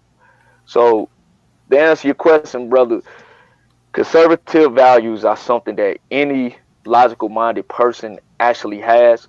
It's just that the cultural, the economic, political structure of how that is founded is something that we as black people, especially as black men, should not be looking forward to. We have the power and ability to create our own version of conservatism, and how we see fit doing it, that's only to be determined on our own standards. So, brother Black Mind, I'm about to go. I truly appreciate you, beloved, for allowing me to be a part of your StreamYard platform. I will continue to listen to the show, and may Allah continue to bless you and your family. Thanks a million, sir. I'm glad to have you on. I greatly appreciate that, and I hope you have a good day at work. But I may not go much longer. What I'm going to do is I'm going to put the link in the chat once more for some, in case any others want to jump on. So if they choose to, they can. And if Robert J. Carmichael's not at work, he can come on. He can tell me where I'm wrong if he's got evidence to back it up. And don't worry, Robert J. I do disagree with you, but I'm not going to bite your head off if you don't do the same with me. And I will take turns talking. So in other words, I'll let you finish, and I'll be careful to not interrupt you, provided that you do the same for me if you choose to come on. And if you're not able to, you can just say so, because I know sometimes people can't. But anybody else is also welcome if they want to come on as well.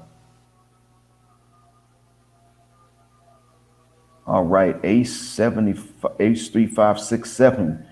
All right, Ace, I'm going to unmute your microphone. Hold up, come on now, Ace. How you doing, man? How's everything going? Greetings, Black Art, Black Mind. How are you doing? So far, so good. I tried to unmute your mic and it said that you muted it. I said, no, you got to unmute this. Everything's okay so far, huh? Mm-hmm. Just been listening and observing content lately. All right, excellent. Well, I hope I've been able to benefit you and anybody else that you may know. Is there anything that you would want to respond to from Mr. Carmichael's standpoints? I must say he's the only one right now that's voicing the opposition, so that certainly shows some kind of courage, because he's certainly outnumbered here. Is there any reply you wanted to give to what he said, if you remember what it was?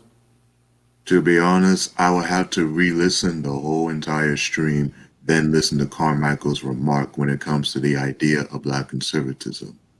Because it goes back to what you mentioned, and I do apologize if I interrupted you, of one of your videos when it comes to the interactions of people and able to determine their genuine approach towards people, regardless of race and culture, but in the sense of different values, or if those values are viewed differently, those should be acknowledged, or at least listen and observe before making your decision to either accept the type of culture you want to engage yourself in, may it be in the form of European conservatism, or look at the pros and cons of it, make your decision and say, screw that, I'm going with my own form of conservatism and keep it moving.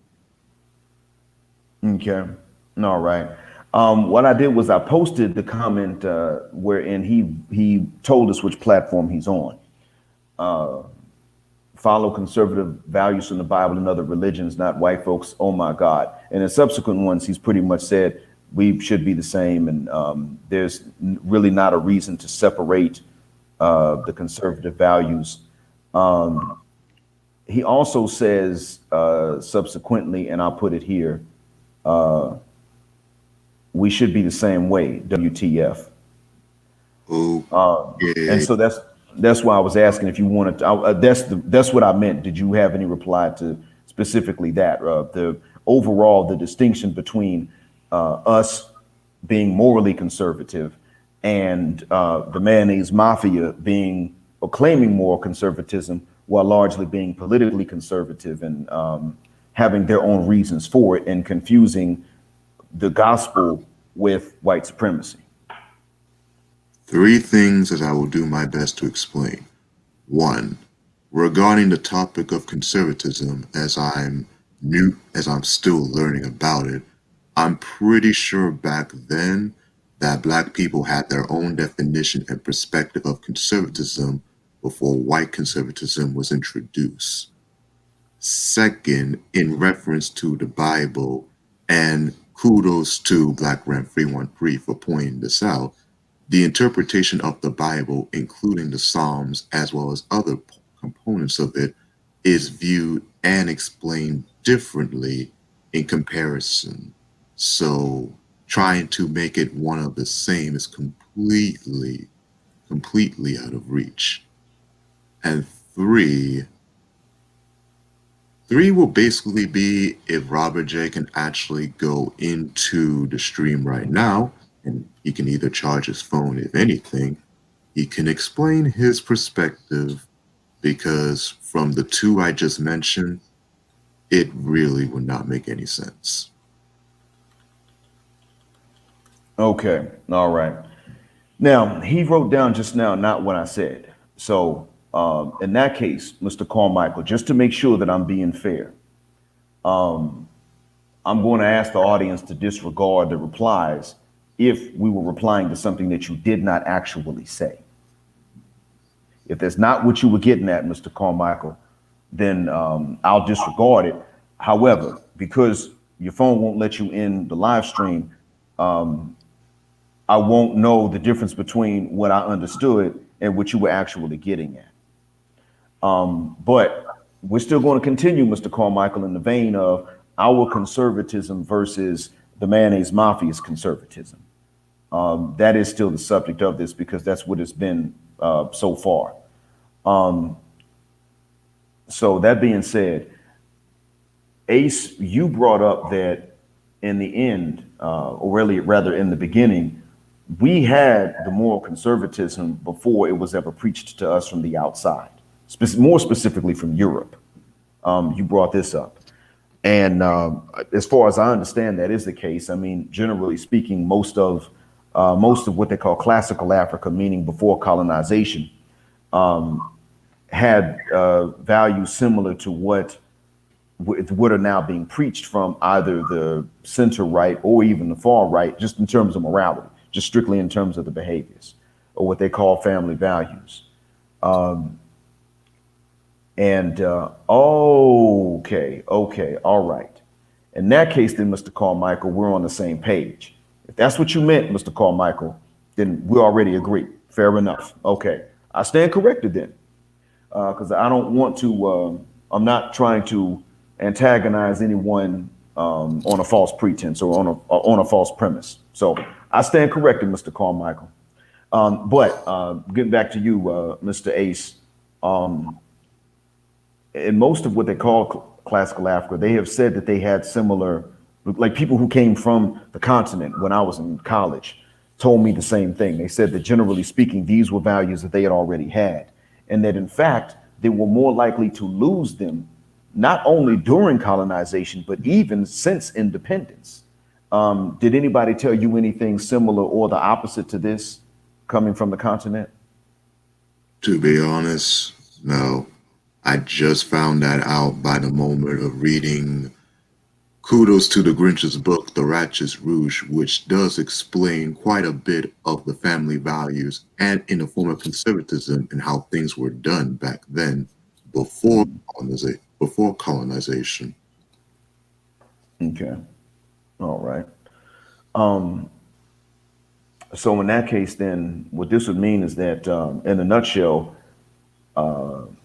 all of us, at least all of us that can hear me now and hear you now, can understand why it is that we would need to independently be morally conservative and to not ally or affiliate ourselves with those who claim conservatism, whether they mean it or not, but whose politics have to be against ours because their interests are pretty much to maintain a position that they would never tolerate anybody else maintaining over them.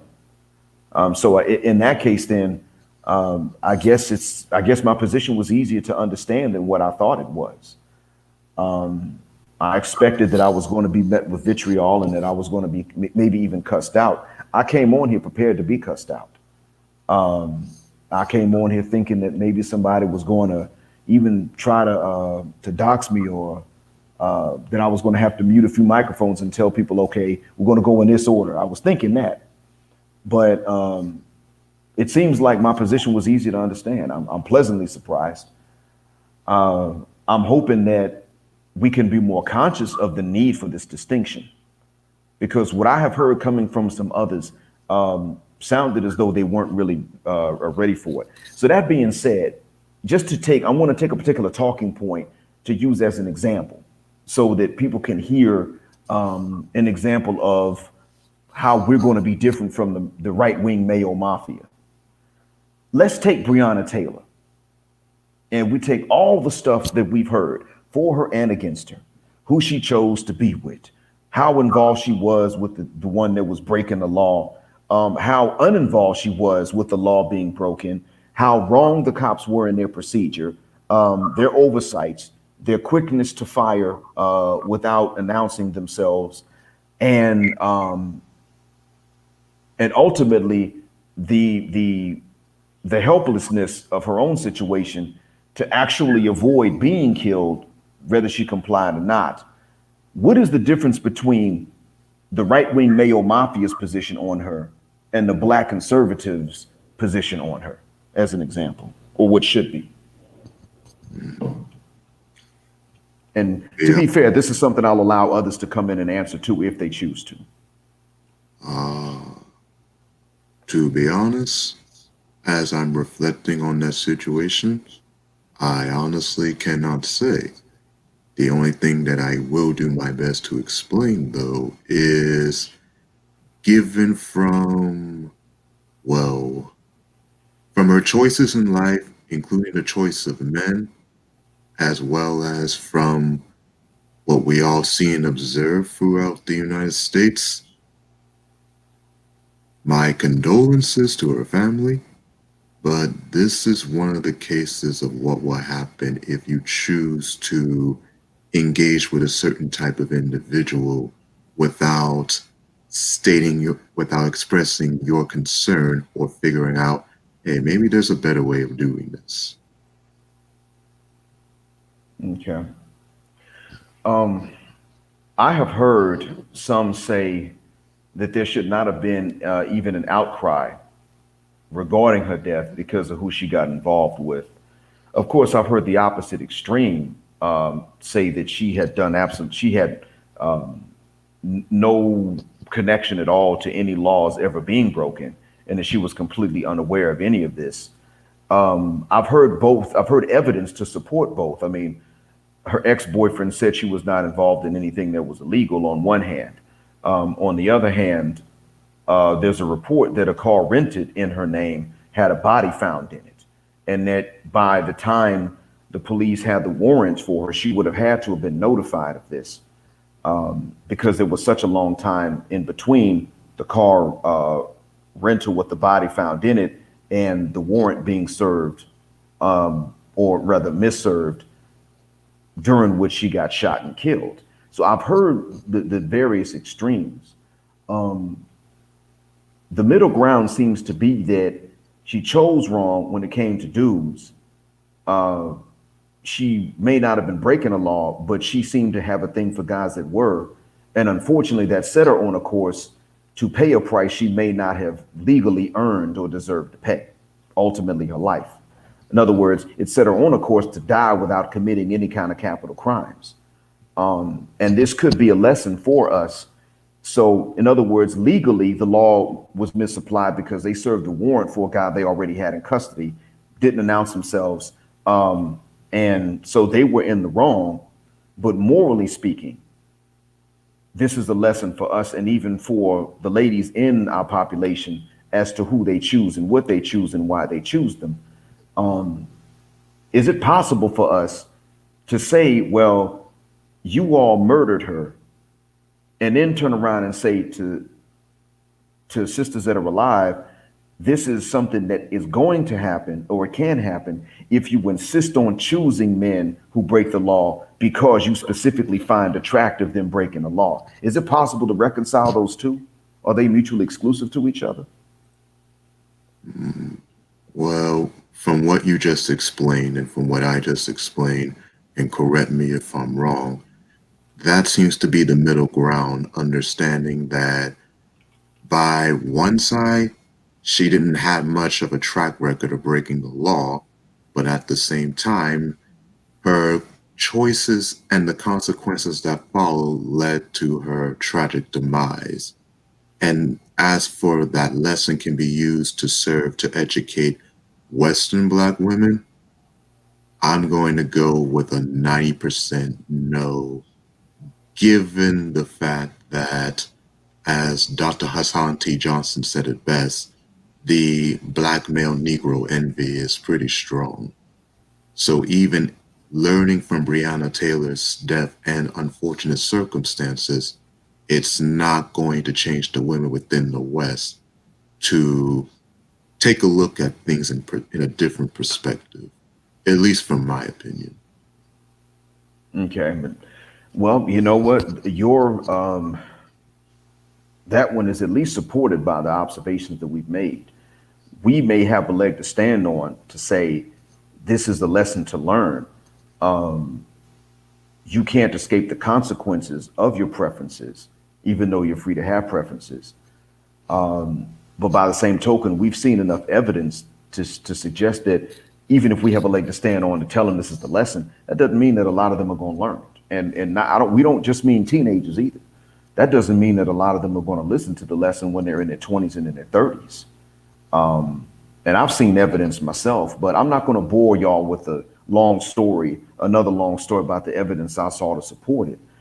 I would ask you, what have you seen in front of you that tells you, for the benefit of the audience, of course, what have you seen in front of you that tells you that even though we could rightfully and logically tell them this is a lesson, this is the lesson to learn, they would not learn it?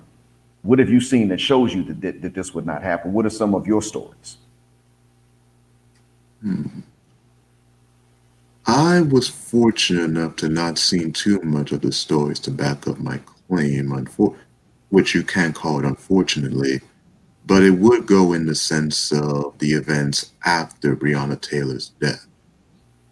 In a scenario where basically numerous Western Black women see that, oh, so this is what happens if we choose the wrong type of guy, I would be anticipating a small, which it will be growing, movement to pretty much tell the numerous Black men that aren't the negative stereotype that we sincerely apologize and we will work towards earning not only your forgiveness, but also a way to rebuild or build a new connection, given the fact that the ways things are in U.S. society are not going to benefit us in the long run, especially if we're still having hopes, in quote, of saving the community. Well, considering that a lot of job losses recently have hit a lot of ladies, men and women, but mostly ladies, putting them more so out on the street.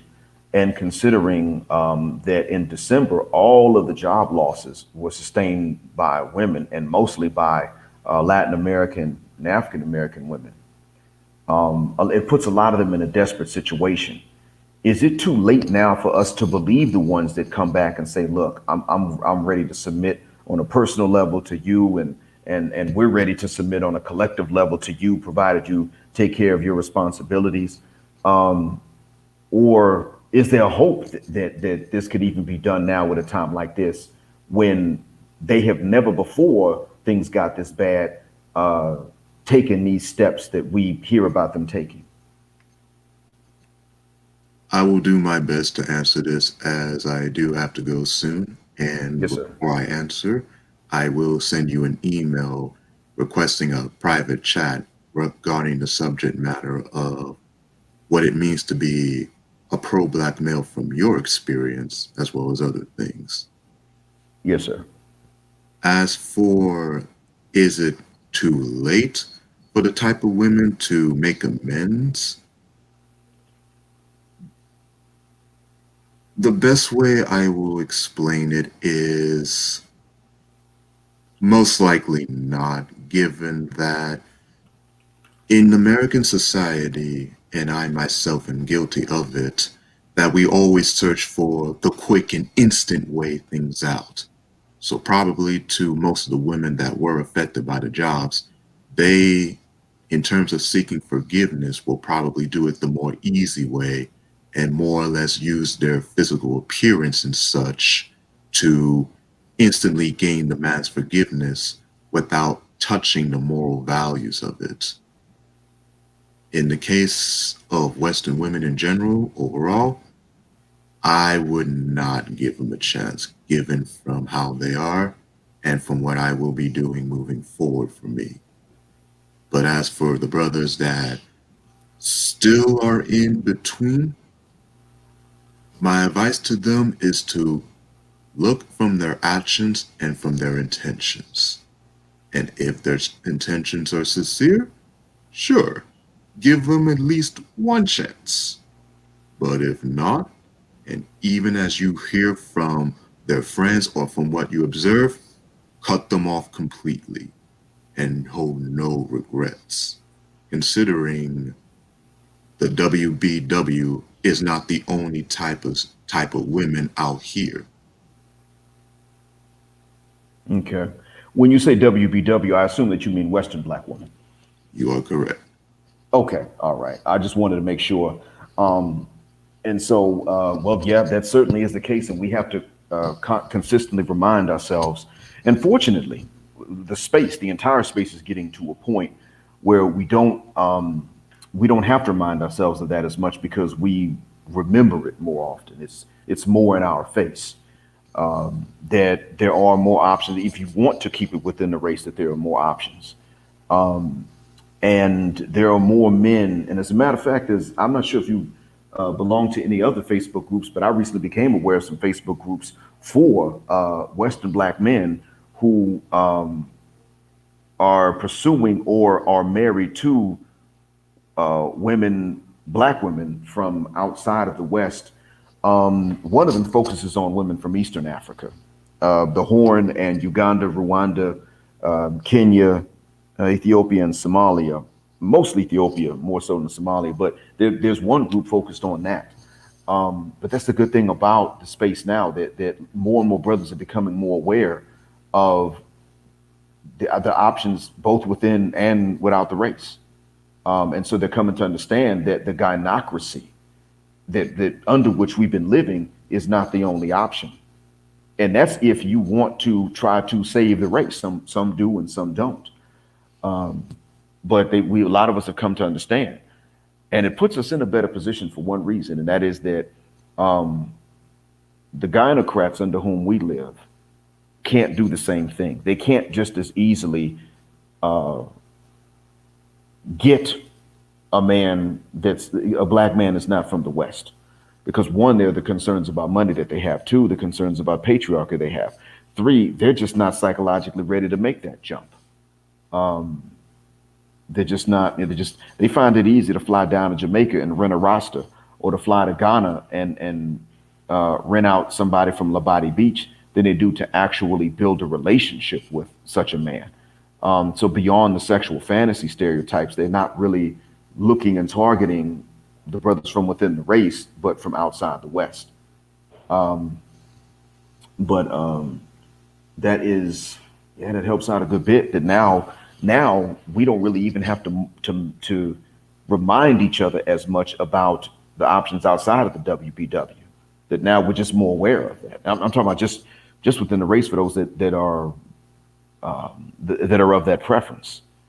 I know that there are some guys that say no more. They want something else. Some guys are actually more specific, and they say specifically she has to be Afro-Latina. Some guys are that specific, different preferences. But for those who do have the preference, now, fortunately, it's more in our conscious mind. collectively speaking. So do you have any questions for me, Ace, before I get ready to close this out? Not so much of questions, just a few statements that I do agree, especially on Abdullah's post that any brother that deals with a woman who's into the street life is doomed from the start. That I agree wholeheartedly.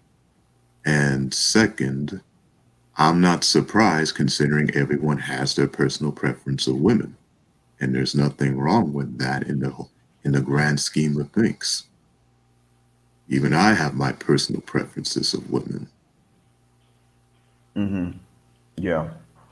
And Spec Streaming said something similar, saying not to let the cops off the hook, but choices have consequences, and trap queen is not a glorious profession.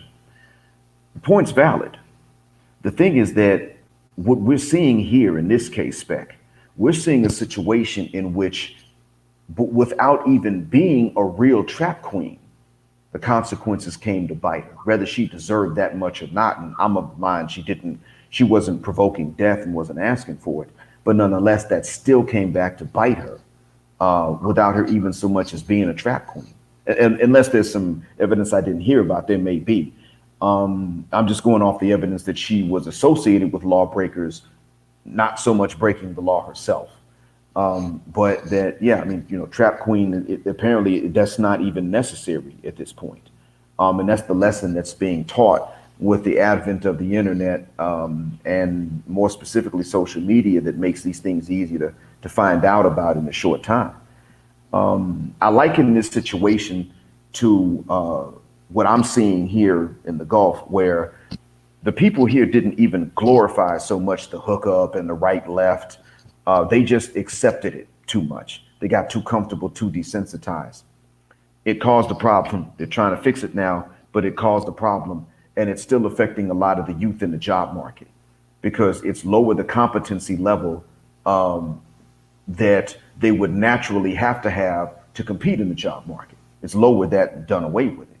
And now that's changing, but they still feel like they're behind. They didn't have to glorify it the way we did, and they're still having to deal with these consequences. It's the same with her. She doesn't have to be the trap queen herself. She had to pay the price of the trap queen before she even got there. And that seems to be the lesson that's being pushed right now, the lesson that really we should be able to point to right now and say to them, that's what it's coming down to in the end. You don't even have to be that bad. And that's whether you are a male or a female. The behavior can be severely punished, even accidentally, before you get to a level that's really that bad. Because the guy they were looking for, and I think he was the one that turned the rental car in with the body, that guy they already had in custody, so they didn't shoot him. You see, he turned the car in with the body. And he's still alive and well at this point. And she rented the car and was laying down, and she's gone. So, all right, that being said, anything else you wanted to say to close out beforehand? Well, a comment on the last stream from Spec Streaming he wanted to jump in but couldn't at the moment. And he wanted to get the thoughts on the vaccine in relation to the current situation. I will express my opinion that I will not be taking it, given from my own reasons and from what I've gathered about it. That's all I will say on the matter in the case of YouTube. Okay, gotcha, understood. To tell the truth, if I was in the States, I would be hesitant too. I don't believe that the local government here is going to engage in the same nefarious practices that other governments we know about have engaged in and that have since been declassified. But if I were in the States, I'd be like you. I'd be hesitant. I'd say let me be the middle in the line. Let me avoid being the first upon whom the new is tried, nor the last to cast the old aside. Let me try to be somewhere in between. Because we do have a reason to be afraid. And these conspiracy theories, they became declassified. They were conspiracy theories, and then they were declassified and made a matter of public historical records. honestly, on the subject matter of conspiracy theories, most of them are becoming more accurate, but that's a whole other story.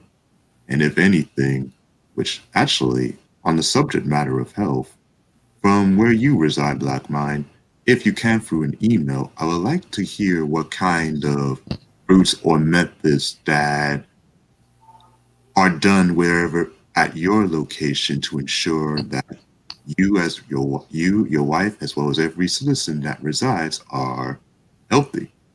Looking forward to learning more about it.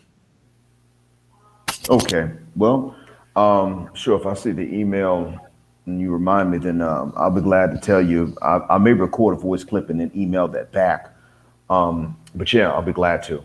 I don't think it's anything special that they're doing, but it is effective for the most part. It has, what it's done, I'll tell you the results now, because the methods are a lot longer to describe, but the results are that you might have a small uptick in cases when there's a surge in other countries. You may have a small uptick in cases here, and then that uptick stops, and then there'll be a few cases that spread from them, and then that'll be the end of it. Then there will be the virus, but the spread of it will slow to a crawl, and the recovery rate will actually overtake the spread rate until you get double-digit numbers throughout the entire country, and similar things going on throughout the neighboring countries based on their population. Those are the results, and I'll describe the methods that I heard about in the news when I see the email, inshallah. But I can say that there are some countries where they're terrible at it. But right now, the general perception outside of the United States is that the US and the UK take the cake in mishandling it. That's the general perception. Brazil probably would have the same reputation, but they're not in the international news as much. But right now, people pretty much look at the US and the UK as examples of what not to do. That's the general result right now that we're dealing with. And as a matter of fact, flights between most of the Gulf nations and the USA have been stopped. Same for the UK. Between most of the Gulf nations and the UK, the flights are done. They're grounded. And if somebody wants to go back to their country, they have to wait for specially arranged flights from their embassies, repatriation flights. And the same thing for a lot of Gulf citizens that are abroad. Flights are grounded, but there'll be a few specially arranged embassy flights if they want to repatriate back to their home countries. Like if they're studying abroad and they want to come back here for the next lockdown. That's how it goes generally. These are the results. My apologies, Black Mind. Nothing to apologize for. My concern is that on the way there, they don't have to take the above the discussed vaccination, given from our concerns and speculations about it. But I could be wrong. Yeah, in the UK and the US, it may be harder to force people to do it overnight, easier to force them over time by utilizing the companies. I think the private sector and the public sector would have to put a lot of pressure back in the US and the UK. But over here, they can't force everyone to get it overnight because of the logistics. Sorry for yawning in you all's ear. But they can decree, any one of them can decree you have to get the vaccination. They just have to give a reasonable time or deadline. Or what they might do is they may break it down by city and say each city has its own deadline so that logistically we can get the vaccines to everyone. But yeah, they can force you to get them. And they can come up with other penalties. The governments here would be more interested in fining people for not getting them than jailing people. Because if they jail people, they got to pay to feed those people. But if they fine the people, then the people have to turn around and pay the government.